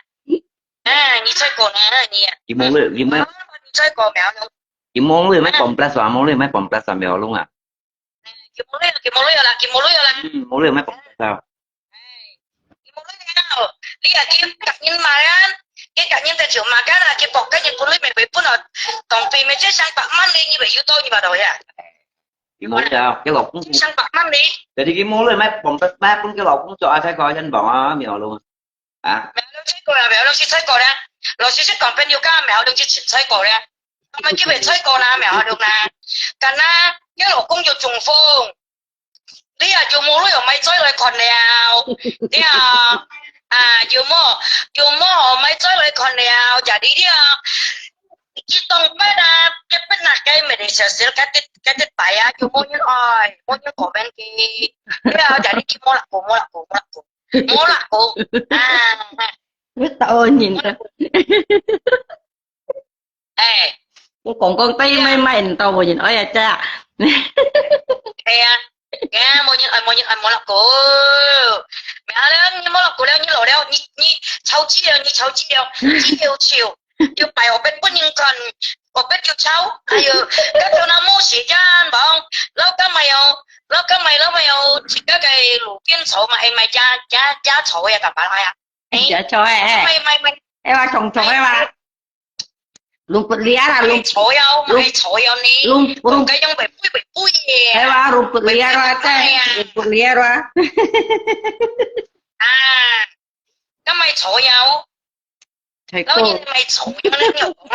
lâu như cha phá yêu nó còn lại đó như phá yêu nó mà nó mốc phá chiêu béo đâu như phá chiêu đâu chim nhung giống em mày sai béo đâu mày tổng đầu liền béo đâu như vẫn cũng như tôi tổng đầu liền béo đâu có bên này小的哟，苗栗你真这个小的苗栗，你猜过苗栗，你猜过，我问你，你猜过你没猜过苗栗？ nhiều món sang 你 gì 你 chắc 本你本你打扮你，我唔会啦，我本台币本你5000啊，苗栗本你5000台币啊，台币本你5000，係啊苗栗，那個你幾來？ thầy cô à cái mùa bơi hô con nhốt tập lại lô cu chia cho anh nhưng ấy nhìn gì ba ngày đó thì cái錢用喎，計時啊喎，要做食事，苗栗你冇食事又做了。 ôi nhờ 你母親手招你冇打扮，你冇旅遊咪保養品，冇旅遊打扮嘅，母親手招冇從愛用嘅冇從肉冇用嘅咧做食事，跟你講，你送嘅是點啊？苗栗你隔籬食腳大量，隔籬食腳大量嘅鹹嘢食嘛，係吧？你冇落俾， cái đó là phú sọt cho là chèn cái đó 哎呀。在过来呢，老公有中风，有没有用普通肝啊？这有没有啊？没有了，这有没有？叫老公这有没有啊？啊，就你叫帮摆叫老家让搬几类啊，又困水困烧了 lý ở một trong bốn phải trong kiểu thiếp đeo các cái những cái chỗ hiếu ngọn này chọn họ liều chọn họ leo cái chỗ hiếu ngọn cái kim bột đây chắc cái gì theo cái kim bột đây chắc cái gì theo chắc cái gì theo một mèo nó như một bột đánh một đâu anh em nhập bột bút những con đeo ya chi à bột bút những con nó mèo đeo như số chiêu là mèo đeo như mô giang như là mèo đeo như deo mèo đeo như deo như thế nào như deo mèo đeo cái con cái mà liều cũng phải ăn suy sai kia là bún à cái con nó tầm bà la mà giờ bún nhìn bún như xuống tầm bà la nó tầm bà la anh nhìn nhiều mấy không chỉ hiếu còn mấy tổ thầy kỳ phong cái tổ vào cắm nhìn trong bún chuyên phủ trong mèo đang nhìn tận sử dụng như này xéo đi như này mèo đang nhìn trên đi xéo đi như này nhanh với phụ nữ chỉ sợ ya thế mèo đang sử dụng như xéo đi như mà thải sang nè sai còn mèo đang như sử dụng cái mấy đồ sử dụng còn nè bên nhiều ca mèo đang như sử ăn sai còn tôi mà kiếp ăn sai còn nè cả na tiêu kỹ điều xây phô dụng với cả cái pháp chọn nói cái xây phô có sẵn xì tông điểm chặt xây phô thấy mới chặt châu kỳ xây dụng mới chọn nhá bây giờ chọn tôi tiểu nhà mê liên nhớ là chỉ tôi tiểu nhà như chỉ tôi đã mèo được như dùng miêu như dây đi như dây phế liên nhớ là chỉ tôi tiểu nhà mê lên là tiểu nhà chi như soi ở nhà mèo đâu mọi người ơi nhớ là không soi mèo ngang đeo thế mèo đó nhớ là không soi mèo ngang mày soi dù mày cổ theo đeo lui mày chiêu đeo một soi ở con đâu thế mà liền như một ốp bét dù bố là cổ đeo mèo đeo như soi cỏ bó chân như soi cỏ cái cả cổ như soi cỏ thật kiểu phán với này cái soi cỏ cái mình chỉ nhóm phân sập cái phán thì mèo lưng soi cỏ cái bên chân soi cỏ cái mông ấy đấy cái mắc cái cầm trò đó còn mày mắc cái cầm trò đó cả na cái nhung quân kia lấy siêu đèo trên phơi lôi tôi chỉ chặn nhé tôi quân lên để đi kêu chủ để đi cái quân nhân máy tàu mua tiền pet tàu đi mèo nó như kia lấy ngay kia lấy quân ngay chỉ chặn nhé kỹ trên quân là mèo lên ini kan dia tampara tadi mai kau tadi Mel Halung les gitu dia bilang yuk boy sama Aceng masukin itu ke penjara gitu sao thả lấy họ nhưng mà chạy hỏng thì cái kia periksa dulu dewa anh nghe periksa dulu sayang ke dia bikin anh muốn gạt cả bé tiêu kìa anh cái cháu chỉ mấy kia này con này kia đó sang lưu một xong một nhìn bố đang tạm phá lại ngày lương cung phụ anh hôm nay con gì mấy xí ôi đấy mèo đừng như mô đeo như lỗ đeo như lỗ đeo nhá mô chung đeo mô chung này đeo mô lỗ nổ nhá đeo nhá mô cổ đai đeo mèo đeo đi chơi con đi chơi con berarti yang tin kia Pak Man lại chia cha thiên tuân tức là ta tìm tổ lôi mèo đừng nghe đi tìm tổ lôi mày chơi ngay phiền như có ngay phiền như này mua bộ tiên phiền cả em ấy ai yo ha bộ thay tiền bộ tiên phiền cả em ấy khó thế hả bộ tiên ấy mẹคุณthiên anh kêu dùng kia kia bộ thiên này tứ kia trong kia hẹp ba ra kia khai họ phải phiền an thiên kia nè mẹ chú bộ tiên tôi phiền cả em bộ tiên cái như cái son nó mèo đâu thời ban tôi liông kiên bố tại nhìn bia cho thế à cái chú bộ tia tôi ăn cả em mà bà là cái mô bộ tia như chưa sao nó mèo đâu em nói em mèo đâu nhưng muốn nó cả hai cậu mày sai một kia còn những chuyện như này lời umur 57 di umur 57 tua liao ki abe be lo gitu nhìn gì lo à cũng không còn ngay còn ngay 50 歲喎ngay 50歲đấy ngay xin trời đấy khi chút hồ cô nha bắt lăng lăng à đi mà miền bắt lăng lằng chiều chiều à như thế à như con nhớ cho nó chào hiểu là như con à phạt chiêu à ya con mèo đang như sai còn bún lên như chiều mò chị này bún phải như bún tạm bà là lấy chiều mò đẹp bằng lấy bún như lấy chiều mò như ai mèo đâu là còn đến kia đây cái gì trên trang đấy à tay ghế xà lon kêu che à ngay bún chắc từng kêu xảo lon đâu nè nghe ba kêu xảo lon đâu kêu xảo lon đâu hồi mình ta du thô thì phải chán à cái gì ta chẳng tệ hay ta vẫn chẳng hề chuyên bấy hiểm gì nữa cái bây giờ mình tôi một sự còn mình ta cái mình tôi cái mấy cái cả một kilo cho hiểm nhìn một cháu kia hay kia cái cậu ba cái nhiều cái cậu em ngay xẻo đi à nó một cái hay bảy chia cô xẻo lên à ba má che cái thịt đâu mới che lại cái này ngay mà kia là mặc cho thế này chưa có nhiều cái nhiều mới cho ngày chập ông có nhìn con á ông con ăn trẻ chi lì chập quán trên ngày con ngày cũng thời vậy không con ăn trẻ kia lì sạch gì nhìn một con nhìn anh nhìn một sạch gì à có gì hào cắn sụt đó hay à mẹ đem nhặt lôi muốn nhìn mây tỏ mẹ đem nhặt lôi muốn nhìn mây tỏ mẹ đem nhặt lôi muốn nhìn mây tỏ rồi mẹ đem lộ nạn ơi mẹ đem lộ nạn ơi muốn nhìn nhủ lôi mây tỏ mẹ đem thấy con này như nè thấy cậu chị qua chơi cậu đi đây bài kim á chim không rồi mấy đây gì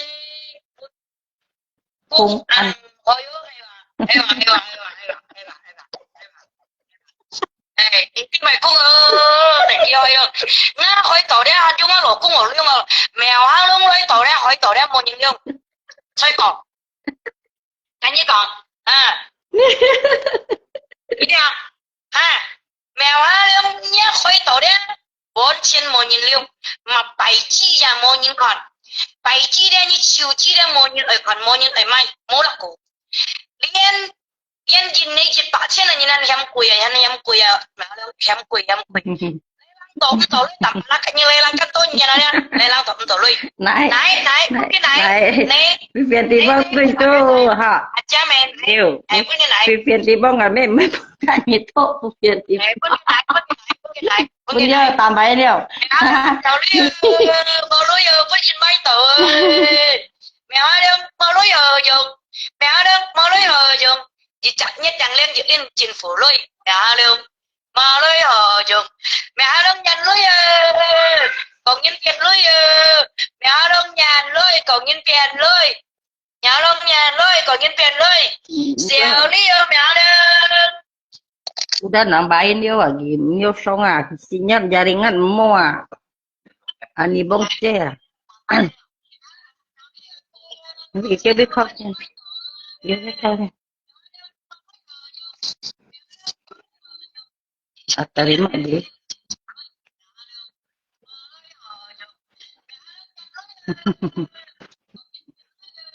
sinyal begini ta đã putus sinyal songa cái cài tiền mà chiu nghe để bình chiu co thằng punya song tu hanya song trên năm song à nè thế ba một xịt nha là thế thằng punya tóc kia là lít tới sáu song nha ba你干给因为这干你了nhiều song à thế因为这以前玩应该是盖挡住个这个soi两张把cái thịt bò cái mì sợi cái bán đi sẽ bán ăn tổ à một xịt nha luôn cái thân ngày học cầm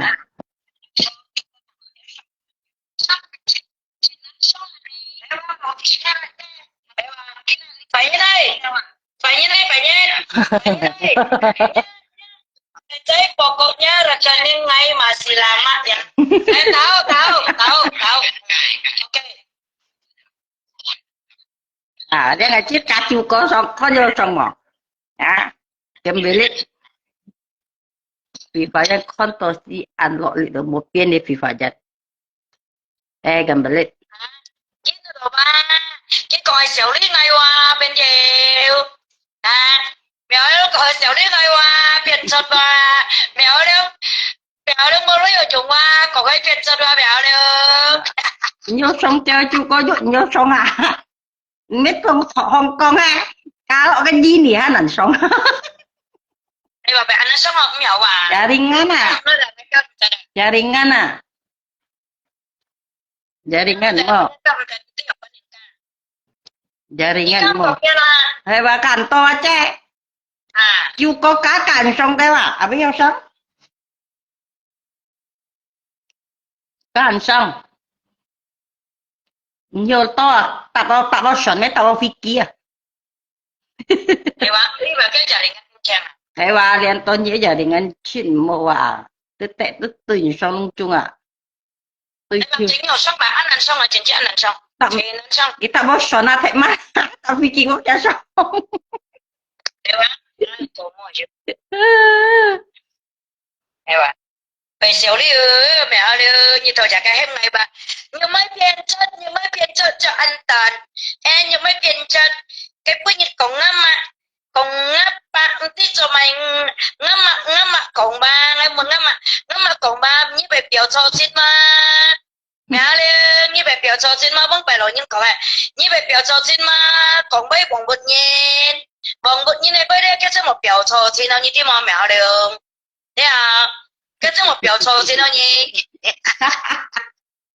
Cản xong chú cản xong à. Macam pokoknya akhirnya akhir tahun jangan banyak kirim ya. Cincai aja. Cincai aja. Cincai aja gini. Oh masalah. Wah, ngasih juga. Panas à? Nhá lợn bùi kia. Cả lão ấy nhá lợn ăn hỏi đi à. Như tụi cái đang bắn bò tiểu, mua như tụi mấy bò thông lại tiểu. Thế à, cả lão như bò lui ra, như là tôi gặp xí bên nhì, là như cỏ. Một cái là với nhau, như cả lão như bò lui, như tụi gặp tôi gặp xí bên nhì. Cả lão ấy ngay hỏi đi à, ngay chú lỗ cung một tiểu anh đi à. Nó lỗ cung ăn cút à. Thế à, ăn cút à. Thế không? Nó hoàng anh đi lỗ mày có ngay đấy à. Nó lỗ cung ở đây à. Anh hiểu ngà đấy à, anh hiểu quân làm anh hiểu quân kỳ chiết, anh hiểu quân chiêu này như thế nào, anh hiểu ta như thế nào, với cái gì hạ lên phải nhỉ chứ phân phối nhưng mà trong cái mùi kia cái hạ lên phải đeo tiêu là mẹ đi sát đi sát có hồi đấy gì chứ hạ lên gì hỏi à nhiều mỗi trong cái gì cả lớp gì hỏi đi à như được cái nhà phân phối này nhiều anh chú phân phối anh nói mò đi à như từ lập doanh như vậy là giá như vậy là phản anh nhận doanh mấy tệ anh chú phân phối tiêu một trong cái một trong cái tổ tiêu chiếu cái còn tổ tiêu chiếu cái mẹ cái hỏi cái anh chú phân phối tiêu một trong một kim một chơi hỏi một phân phối tiêu cái mẹ kalau ngay hỏi xí cái lỗ con cú đó ya ngay chỗ nằm sâu mèo đừng mò leo mèo đừng mò leo vậy kang gì hay tỏi đấy hay còn cái chỗ tiểu đó cái tỏi cái chi bay mình làm cho cái cái phải luôn mua như mèo hao leo na mèo nó bị chi bay marah orang 1 juta với cái gì chỉ mua trong một kiện đó là chứ lợt cái sinh chung là tất cả những gì hạt tay á rồi tôi ăn theo với cái với cái mèo nó còn thì mày chi bay ơi mày nhẹ mày á nhẹ mày á với cái cái lỗ chi bay á samban tuh na ngay lang samban mèo đó chi bay à samban aja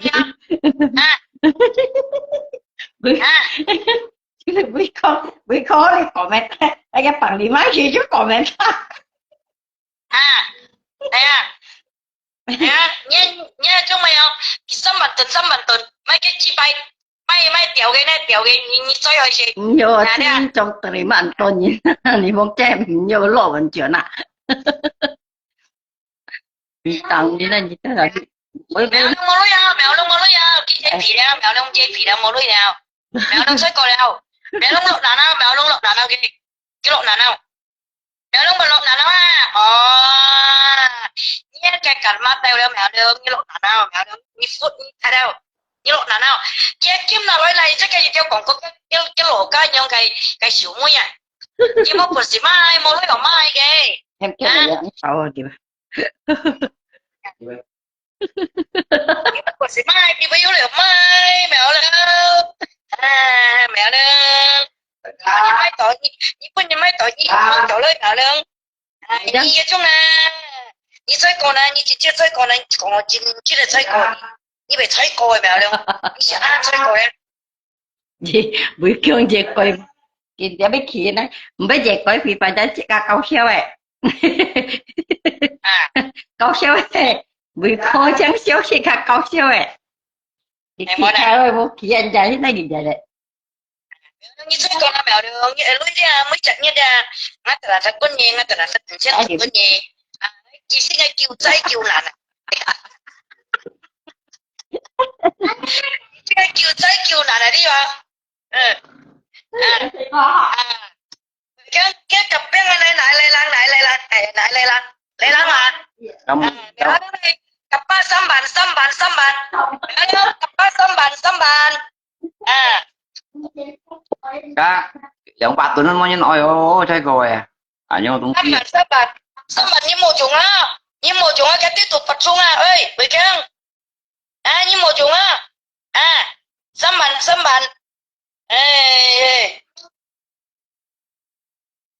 vậy cảm nhận như này mẹ như trên này như chơi cổ đấy như chỉ chơi cổ đấy như cảm nhận như này nha như vậy chơi cổ ấy như còn đấy như chỉ ăn chơi cổ đấy chỉ mẹ như chỉ ăn chơi cổ vậy cái như là cổ như chỉ cổ là ăn thùng cổ ăn chơi cổ bên nhiều cái này là chỉ còn đấy Ăn lẩu lu. Ăn nhân bỏng à? ăn chân bò cái chuyện ăn chân bò cái cổ ăn chân bò đấy còn mà cái việc của ăn chân bò mỗi như tụ cái chân mỗi như tụ cái cổ jadi dia như thôi mà nhìn còn mày đi thôi mà nhìn còn đấy dẻo nó cái nó dẻo ấy là cái phế là cái nó đấy mày sống đầu chín sống này đấy cái sống cái phế cái sự ăn chơi cổ bao kêu cái sự ăn chơi cổ rồi chỉ còn có chuẩn ban kia mày hỏi luôn nhé tụi ăn chơi cổ cái nó chỉ là bảo cái khét à đấy yêu kia còn mô kia còn anh nhung nghe là đấy tí với cái này còn cái sự ăn chơi cổ cái gì ăn xí liền đấy như tôi một nhung nghe nào mẹ alo hay ngay bên ở chú núi như còn bên núi anh nhớ là cần nên kỳ lại ngay bên đâu nhiều chỗ nè ngay bên đâu nhiều chỗ ngay cái ngay chúng xử lý bên đâu nhiều chỗ có cái đó là có tay kỳ là kêu lên cái thằng này còn cái ăn chơi có rồi chỉ còn trần ban kia cái lò công yêu trùng phương yêu kia普通家yêu số luôn gì cái yêu nhỏ ngô bò trùng phương ngô bò đây là cái bật chẳng ngô bò hả còn cái thằng là mà còn cái thằng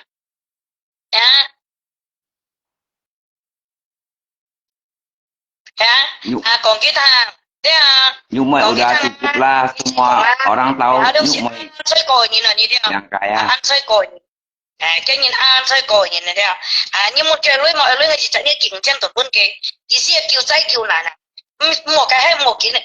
hay ngày tí nhiều dùng ở lối ao mèo được không thế ngày tí nhiều dùng ở lối ao mày yang còn Nyumai udah cukup lah semua orang tahu Nyumai yang kaya. Mereka menyongkong mấy nyongkong mấy tụi anh nhiều mày. Karena kita còn ai modus. Kita còn ai phiền lôi. Cái mày phiền ở Julie này putus kiểu mày. Mày sao là này mày? Mày putus kiểu mày. Cái chị ăn chơi cô ấy. Em muốn cái kim nói ngay cái mẹ em kì jadi cái này còn xử lý ngay cái này mẹ em chỉ ngồi em lo ngay chỉ chậm nhất 本嘅五千噸重咯啊，叫仔叫難咯，係啊，啊叫我喺ngay咯，nhưng bị chót mấy, nhưng chót món nào con trùng phèn nhiều, à ngay nhưng còn phải sao là món nào, nó muốn nhộng bắt cầu kia, em món nào, ngay muốn nhộng bắt cầu kia, nhưng phải sao là món nào mày, cái gì kia chân ngay喎, cái chân ngay phiền lối喎, cái ngay phiền chú ngay mày, chú cũng xin lỗi thì nó, vậy ngay mày chỉ dẫn nhận cái phân kiện trên tổ năm cái một chết ngay đó, hả? À, con thức chi chủ nó nhưng mà mày phải sao là, à, cho món à, có một cái kia cái chết ngay à, đi xuống này cả kia có hết cho mày.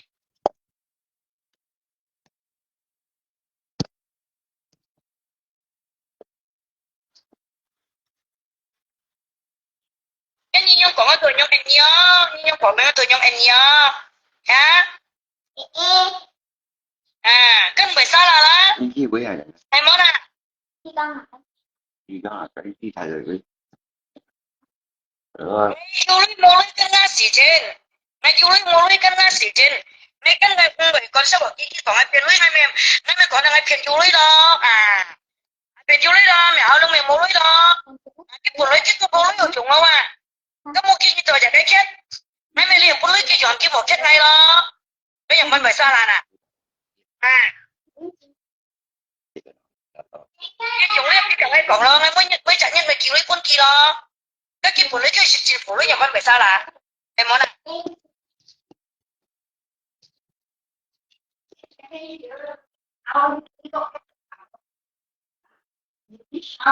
cái mày em còn mày bẻ đi nó cái chắc ngay mày cách ngay em mua nhà con chết đi à mày chết chặt lại lo em món này à cái ăn lấy mày ăn đâu em món này cái ăn lấy mày ăn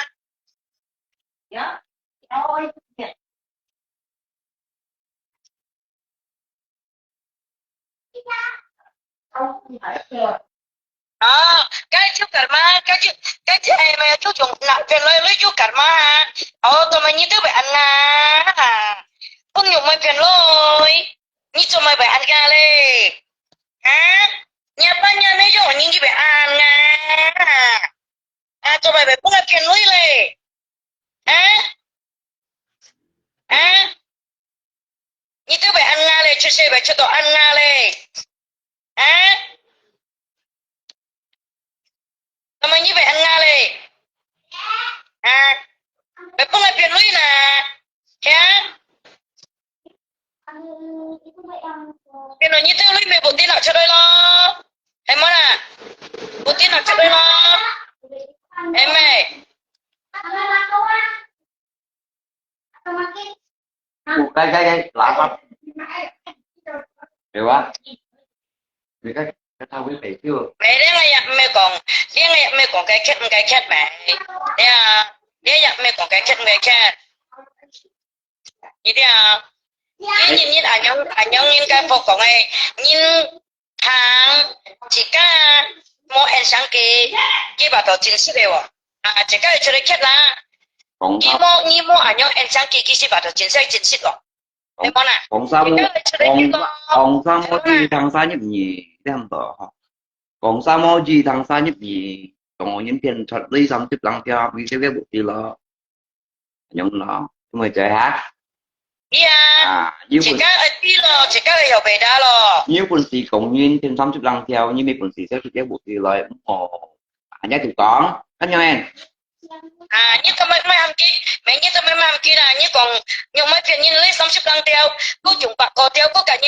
cả những lượng giá công sĩ lấy phiền như là lấy các em kia bộ tin nào cho đây lo kiểu bút ngay tụi mày mà làm bộ tin cho đây nè em muốn nè tụi mày mà làm bộ tin cho đây nè cô ta kia xây những xe ăn kiểu liều ngay tới sai à mình còn mới nhịt không nhịt xây gì đấy à đã ngay tới sai à mình còn em mới những cái thông gì đó xây nha rồi không mà trên chi mà ngày mới cho nó ra đã một cái cuốn cô cuốn đeo ra xây nhìn xây ở một xây ra xây ở tao bỏ xây cô đi lọ đeo khi mày leo nhìn lọ cung đeo cặp nhìn đeo các anh lớp nhiêu còn món nào chuyện như vậy chứ còn ai mẹ nói chuyện như vậy còn lại ba à ngay nhìn ra ngay quảng bơi ra ngay chỉ tổ chức nhị tổ nhị ngay quảng bơi ngay một张马莎nha à ngay à một张马莎老师是讲哦ngay chỉ tổ ăn ngay một张马莎à chốt tổ chốt chốt tổ không chốt à em muốn à chỗ đó lu yang sao ngay quảng bơi ngay mười bỏng bột nhiên ngay mười hỉ na nhiên ngay mười bỏng bột nhiên nha à ngay mười hỏi nhiên nha Botak bilang mau tampala satu komplotan modus. Hari sini nhìn đây chiêu chẳng chả chả bún tạp bảo mổ lúc đó nhưng mà chả chả tôi mổ lúc đó nhìn này chiêu lui tôi còn nhìn mổ lúc sao còn nhìn phiền lui đeo nhìn chiêu chỉ cho nó sẽ còn nhìn phiền nhìn đeo hari Senin. nhìn chiêu của mình tôi không phải phiền nhìn cái Hari Senin, ngay tampala mang thì nhìn xin thân phiền nhìn langsung. em muốn à Ngay tampala. thế các tụi cái chung là sao tụi cặp kia mà còn kia nè thế các tụi chỉ chọn nè à lùng chín phát nhìn một hiện à lùng chín phu lý một siêu nhau à thế các tụi chiều ngắt à cái ngay còn là phu lý một siêu nhau thế các tụi chiều ngắt thế các tụi chỉ chọn thế các tụi chiều ngắt thế các tụi chiều ngắt à à dạ không xì em đều ở với gì là chỉ đâu là dạ không xì nhóm bắt em là em đều ở với gì nè nhóm còn như tôi thằng gì xì đâu nè em muốn Ada si datang. ada ya Tự nhiên tất cả rồi. Chúng ta cái tao ta còn thế tampala như một thành gì? Cái ngay mới thành gì đi à? Chỉ xong à? Còn ngồi chung ba còn không ngồi thì căn cộng thì họ việc gì không cái đó là quần gì chết nhưng ở quần gì sớt cho cái bộ tiêu lo nhận nó mô tiền tỏ tôi có ngoài thành kia ha tiền tỏ như tôi chỉ tôi nãy chơi xem như tôi hệ nhìn ngay tôi mày nhìn ha ngay tôi cũng nhìn còn như tôi cái khi có cái xèo họ xíu không vàng bà quất ra tôi cái xèo anh như tôi cũng nhìn còn tôi có cái gì tôi bị xí đeo ha tôi còn chim lo chim chút lo à với cái đó chim chút lo vô cái bộ tiêu đấy mà kiểm tra được tốt như lô ha em muốn à câu đó lực gì tại vì má nhớ lực tích câu với đó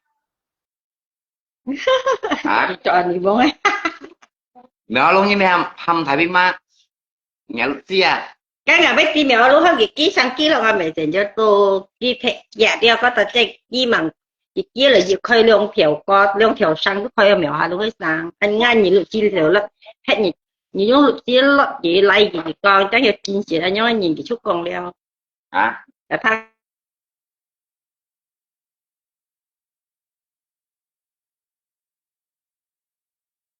ai nhìn con cho lấy chi nhìn con nhìn thằng phải trên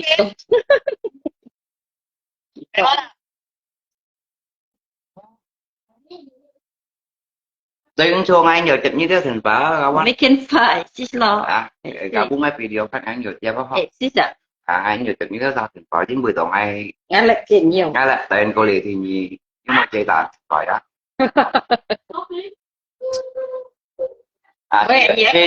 khi tổ mới có nhân cọ một còn nghe nhỏ là đó nhỏ chú hồ không tôi tiền ăn tôi nhiều à cha tiền ăn tôi nhiều à cảm ơn luôn ơi đi trộm mới có nhân cọ một còn nghe nha phải tính ra một kiện to teo ra chú mà thấy trên chiếc đéo còn nói chốc nào chỉ có mười bất nhiên còn chỉ có một còn nghe hả bất nhiên còn mấy nhân tôi tặng bất nhiên còn mấy món nào nhưng mèo hết lúc buồn gì hết ngay trên ta rồi gì mà sao nhưng kéo cái buộc gì đây hả trên cái buộc gì là quân chủ nhân còn là cái này sẽ nhìn kim chưa cái này sẽ cho những chuyện chưa ra mèo luôn kim chưa kim chưa ra mấy mày kết ngay còn mấy tên kia xỉu đi còn mấy chuyện ngay kết đó mấy mày kết đâu vậy món nào cái mẹ nhìn ngay mẹ nhìn ngay tụi mẹ nhìn nào ngay bún nhìn cái tụi ngay tung nào ngay tụi mẹ nhìn nào như tôi tụi con cái ngay tụi một con như cái Bên này chị học bên mua. Chị học bên cái này. mong giờ này cái trận nó cái chút một tí gì cái gì phạt ta gì hay mà bên điều ngay quảng châu mà à cái kiểu mai bài chi bài mà à hay bài lên mà à còn như này chơi mà à hay mà hay còn bài sao là mà chút đi chút mẹ đẻ sọt xíu chút tí xíu à chút tí xíu cái còn ai phiền nhân phiền xăm chấp theo cô lại biết dùng nhân chứ cả nhân công sức cả nhân mày cho mẹ nhầm bắt còn ngay hiểu còn nhầm bắt nào còn ngay còn ngay cả nhân nhầm bắt còn này nhầm bắt còn hấp cho băng cao à cả nhân băng câu cả nhân phiền lối ngay tôi hết nhiều còn ngay tôi cũng cũng lối ngay tôi ăn cũng lối cái còn nhung này nè em mà bữa nhân bằng bớt nhà bữa nhân bằng bớt về hậu hỏi mấy em mà bún chỉ còn nhìn ở bún chỉ cái vô đó cái bộ tê kiểu mà luôn mày ăn cái chưa lấy lo cái mày chỉnh càng bộ tí mày mắc cái công sức là cầm nhìn mày cái chưa lấy lo em mà nhiều món chi nên với cái chưa lấy hả nhiều món chi nên với cái chưa lấy chỗ ấy trong ấy mày mày bỏng nhiên chẳng cái hay mày phải chi bài em mày chi bài ngay còn mày phạt ta này ngay mua còn Việt Nam như này boy này ngay chiêu ngay chẳng còn mua ngay mua còn này bài nên bún còn như này chơi nhưng vẫn phải sao là bài chi bài dùng cái phải buộc cái tiền chân ở đây chân này để xì bả tay đó là nhưng mà trẻ để xì bả cùng những tốt thì đồng gì để xì bả ta bài chi bay là bài chi bay là thì món luôn bài chi bay là bả tay các bạn lấy chính trong thọ là các bạn nè xin đây cũng nói như thế à em mới bằng được như này lấy chính trong thọ này là bạn ăn nhẹ nè em hiểu không bạn ăn nhẹ là em hiểu không dân bọn là như mày mày nhé bài chi bài ở bên đây như thôi cái hai mày ngay chém tiếp về ở bên là không còn ngay là như thế ngay mày miêu còn phải bơi cái như đâu còn ngay mày về càng còn phải bơi ngay kêu còn mà mỗi chẳng như đâu càng còn phải bơi Bị con chứ lại treo bị con. vì công ty nhận con dai mà ta cái con nói từ công ty gì Chị chưa lấy. em nói Gì mẹ ngay mình càng còn phải bơi kiểu mà luôn như si tao long con nhớ mình là các bạn là chi bay như này con là hắn có bật chi bay ô là phải phụ tụ đi là phải chi bay cái như tụi mình mới còn kia chi bay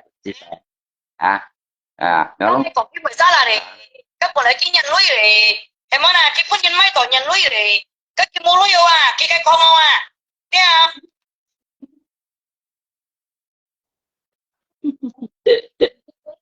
Gì đó con gì nè. Gì con gì nè. mày sẽ là bao sai cao sang tôi cái còn nhiên lẽ bao sẽ là bao sai cao sang tôi cái xem nhân chỉ các kêu nhân loại đây xem nhân chiều lúc thun nhận Em cái gì? em chịu chuyện Là gói hả? đồ gì ai xem nhân kiểu mà luôn chứ cô như bàn lăng cô phiên ba tôi hắn cảm nhận như nè nhất kiểu mà nhung xem nhân Vì một cái chơi gì một kéo một trong một tí. cô chào chào đeo Em à? em tổ bữa mới sao là cái mô lưới đeo mẹ em có ở lưới cả hai thỏ em món cái mới sao là để em kia không mới sao là em món bữa vậy nhầm bữa nhưng phải qua chỗ tủ phải qua chỗ tỏ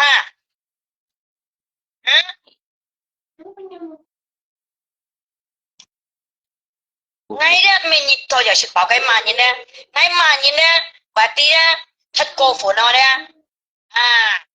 nè thật cô phụ nó còn với còn thật cô phụ nó nè ngay ông phải xong ngay ông phải khởi lên mà nhìn nè mua thật cô phụ ngay mà khởi lên mà nhìn nè cái gì còn nè À,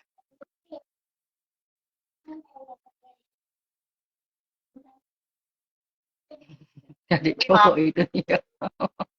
Tak sih pala lao deh cowok itu siapa mau Ngomong ngomong Cina, ngomong bởi cháu đi mò. À, chị chọn con bồ nhìn. À, ăn xì dụ như là xì đều không có miếng sức như không có cái phương này ăn hồ để ba ăn phút không nãy này mà hả ê xì dụ nhé cho rồi nhớ bật phải chi phải hồ bắt như cầm còn như không còn hay tội ngay cầm còn là ngay cháu đi à thấy không hiểu mà ngay ngay cháu đi à ngay anh cầm mà bên trên à chị chạm miền mấy lúc thun nhỏng kiểu yêu chi xíu kiểu yêu chi hay món à mày xem nhé hả Đâu cái cọc không tôi hết cho ai thế hả? xíu xài bọn cây xài đều cút à các kiểu à dân bỏ nghe lớp số năm xài chọn còn như mô tô chúng nhà nghe nè à nhưng mắt lăng yêu xíu à như vậy thôi là luôn cho cho Rồi là lại nói là thôi này lanjut buat tanya lanjut. anh chỉ của ta Teh. Mẹ buat apa nih ya? nghe nói là thôi này Mẹ ngã tuh không? Thôi, chưa là quả ta chưa là cái tầm phá ai? Cái tầm phá. hôm nay À, vào đây hay à? vào đây Dạ. rồi đi ra kiểu ma luôn nha đi chụp mấy cái nhân có cái in nha một còn như một kiện tối đó chúng mà thấy đấy ngay con nói nhá lên đi bảo mình nhá cái như thầy bị ma đó chỉ nhân tả lý như nó ô chỉ nhân tổ ý ra tổ bình tắt tổ thầy bắt à đó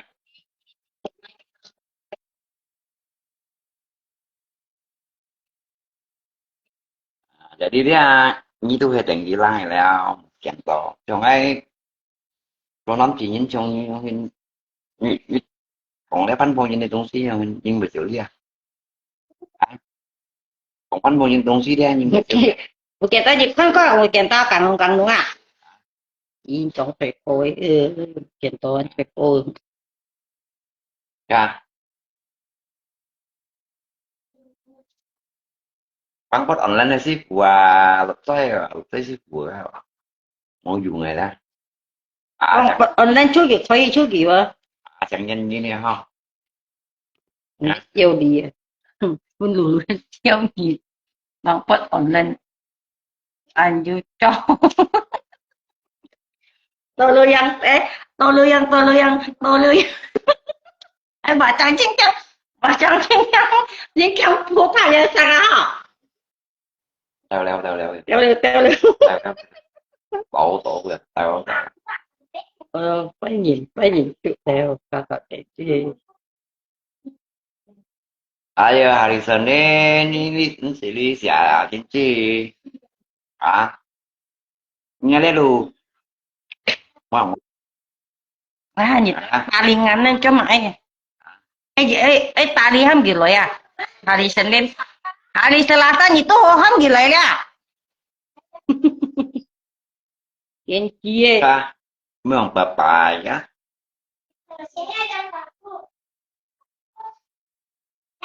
cái cá thiên tủa cho tạo liên phương xa à Một video nhìn bộ tổng thể một vị tổng thể nhìn là bán sẽ cho sự là chìm lui à.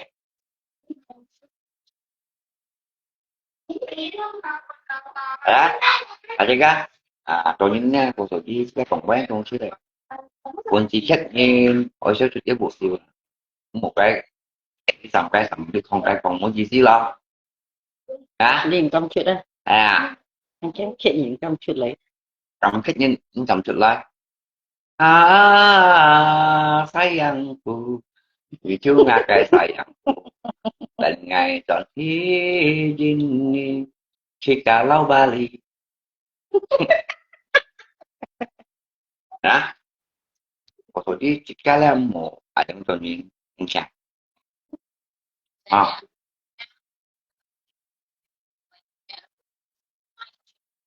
tôi chỉ cái là quân chỉ khách nhìn chỉ khách rồi tay chụp bụt thì lời là trong ní bộ ta luôn bà là cái khách em một đứa ngắm muốn nhà đồng chí này cái sinh thanh cho đầu quý lo đem lắng tung như này nhỉ với sinh thanh nhảy bằng phá lại có chứ còn như lo bởi cả pha chơi đi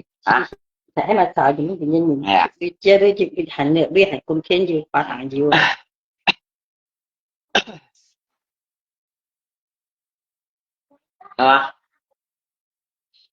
kiểu còn nguyên mộ tôi sẽ ra như về sáng món mình mà cái nhiều cá như còn cho nhỏ luôn trông như cái như đồng cái kiểu đi đẹp như mô quần gì đấy như ra mùa không chơi đẹp nhỏ luôn như dạ không gì coi như tới sao giờ tôi đi học cái nhìn chín gì tôi đi ham gì đó chín khang đều mèo đồng mèo mèo lâu như những gì hàm đàn tổ lim nè chỉ có tới sao ham mà giờ tôi đi về ham gì công việc khang học với cái kem pun gì ta phải khang đều mèo nhỏ luôn có quần nó như tôi toán sao học bật đeo mèo luôn là mèo luôn đó như tôi cũng chỉ còn mèo hàm đàn tổ lim xây như khang học bật nhé bề mang khang học bật có mèo luôn như khang học bật là mèo luôn đấy nhóc bật là mèo luôn là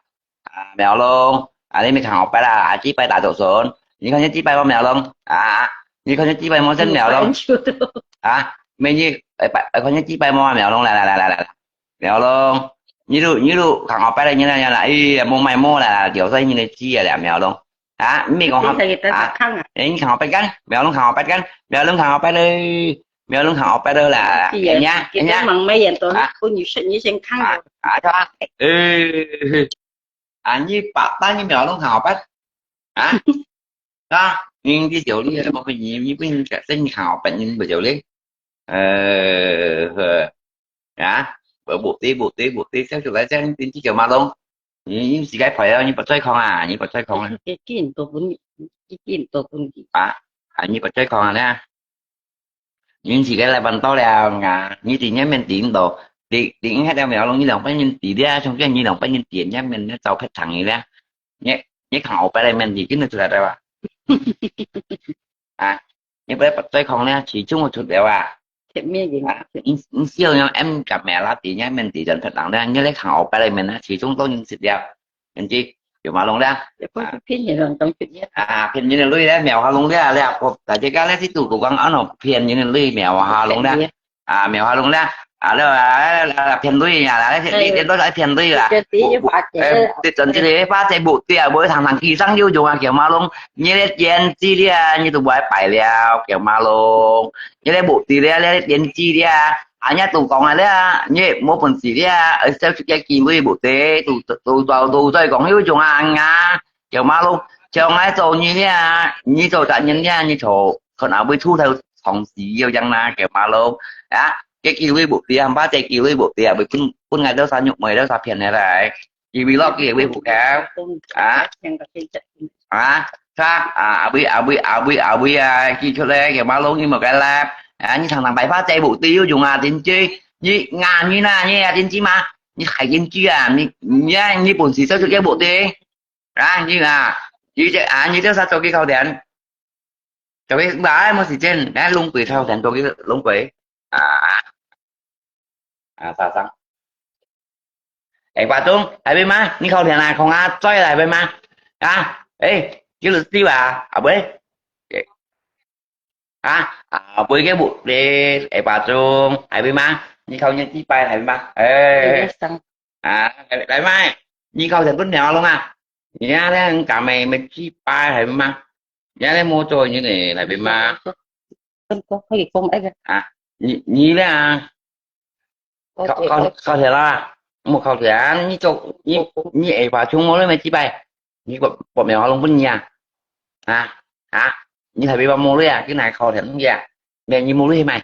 anh thấy có một hình nhớ thầy bị mà thầy bà trung nhắn thấy có cái khẩu thể không kia ăn xí liệu không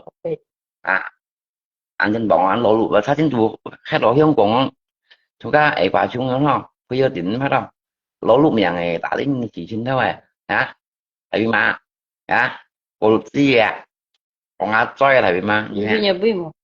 gì con còn á tôi rằng là Ini bocah hai style. à Awak siapa? còn á tôi rằng là như đi dầu đi hiện thì con mèo ha luôn dạ à Tadi mau itu lewat. mẹ cho cái cha cái món lưới chúng nó phải cái món lưới được chúng nó hay phải chúng như cái Tadi Thai siapa? anh đi bông cái đi bông thật anh đi bông Kita. ừ.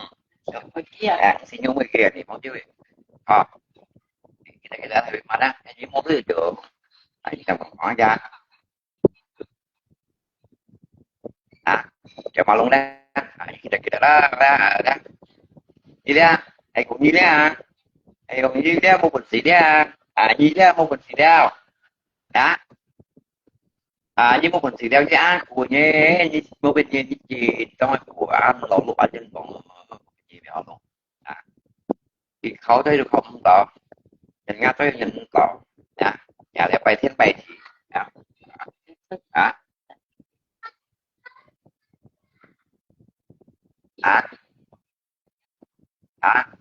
nhìn tỏ nhìn lỗ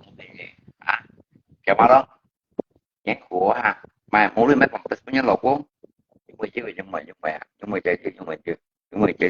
chơi chưa như môn lý đã ba chứ vậy như chọn phiên pha tè rồi như lòng sao ấy và chúng nha băng các bạn ấy lại ấy phiên ba lên mày đây phiên cho đã ra hâm ký của mấy lượt xí ba chục rồi như ba tè nhiều cái nhìn phiền ba tè chúng nhá nhiều nhìn nha nhiều tay nhiều cái nhìn phiền các mà một东西nhìn mấy gì ba tè như đang nghe lưu dùng mua ra một cái phiền là ba tè như nào nhưng nhìn mấy lượt xí mấy hãy xoay cái tan sa tali cái tan sa bu chín xuống sang đâu không ngủ được bởi ta trùng đẹp đây như nó cá mai lợt tê phân gì gì bom gì là chào theo nông kỳ phải anh em mai lợt tê phải biết má mấy hạt xoay nhỉ mà tao lòng gì thì bắt chịu xí bà như chọn một ba tre chọn phiên ba tre lưới phải biết bà mèo như đồng sa băng có là phiên ba tre lưới cái gì mà hỏi đi chứ mệt nào sao đi mà hỏi là mèo lùng nha mèo lùng hiện sập ba tè lưới mèo lùng hiện ba tè lưới mấy lượt kia mèo lùng ba tè lưới mấy lượt kia mèo lùng ba tè lưới mấy lượt kia mèo lùng hiện ba tè lưới ba lưới mấy lượt kia mèo lùng mấy lượt kia thấy không còn ba tè lưới kiểu đi để bà chúng nó khen một lượt trong còn một trên bộ thổ mà chỉ bay bằng đầu che nè đeo một trong hai nhọn ra em cha có mày béo lúc phèn phát chè lưới phèn phát chè lưới mấy lượt xia béo lúc phèn phát chè lưới mấy lượt xia bà chúng này phèn phát chè lưới mấy lượt xia ở xia hè mới nhìn còn gì chuyện là mấy nhân chẳng chú cái bộ tia lượt xia chú nha bộ tia chú nha sang dạy thầm xia ai bà chúng như đồng ta chọn miền phát đây bài phiền à chắc chắn ngồi như nên đối về miền mông tàu à đây nha hãy về miền đi tiểu đi mèo ha luôn cho cái thay và thay phiền sau đây đó không còn phiền sau đây thì mèo luôn là cái cá tiểu chứ mà hãy phiền thật cũng hãy phiền thật cũng nè là cái miền phát đây đâu cái phải chúng nên cái kiểu phát đôi miền phát đây đâu hãy phiền thật đâu Alo. Ini tak pecah. Chỉ nên quay kẹp mà luôn nha. Mới tolong tiền vô chứ bà chịu chứ bà.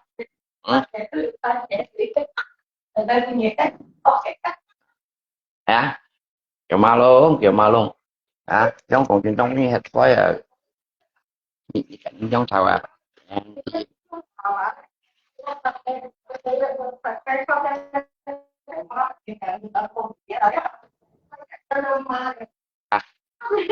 tiểu đi với chị ở đây cả ngày mười tháng ngày không có những cái ngày là chịu đấy cái nhân đồ ai một cái con ai kiểu lắm nha đó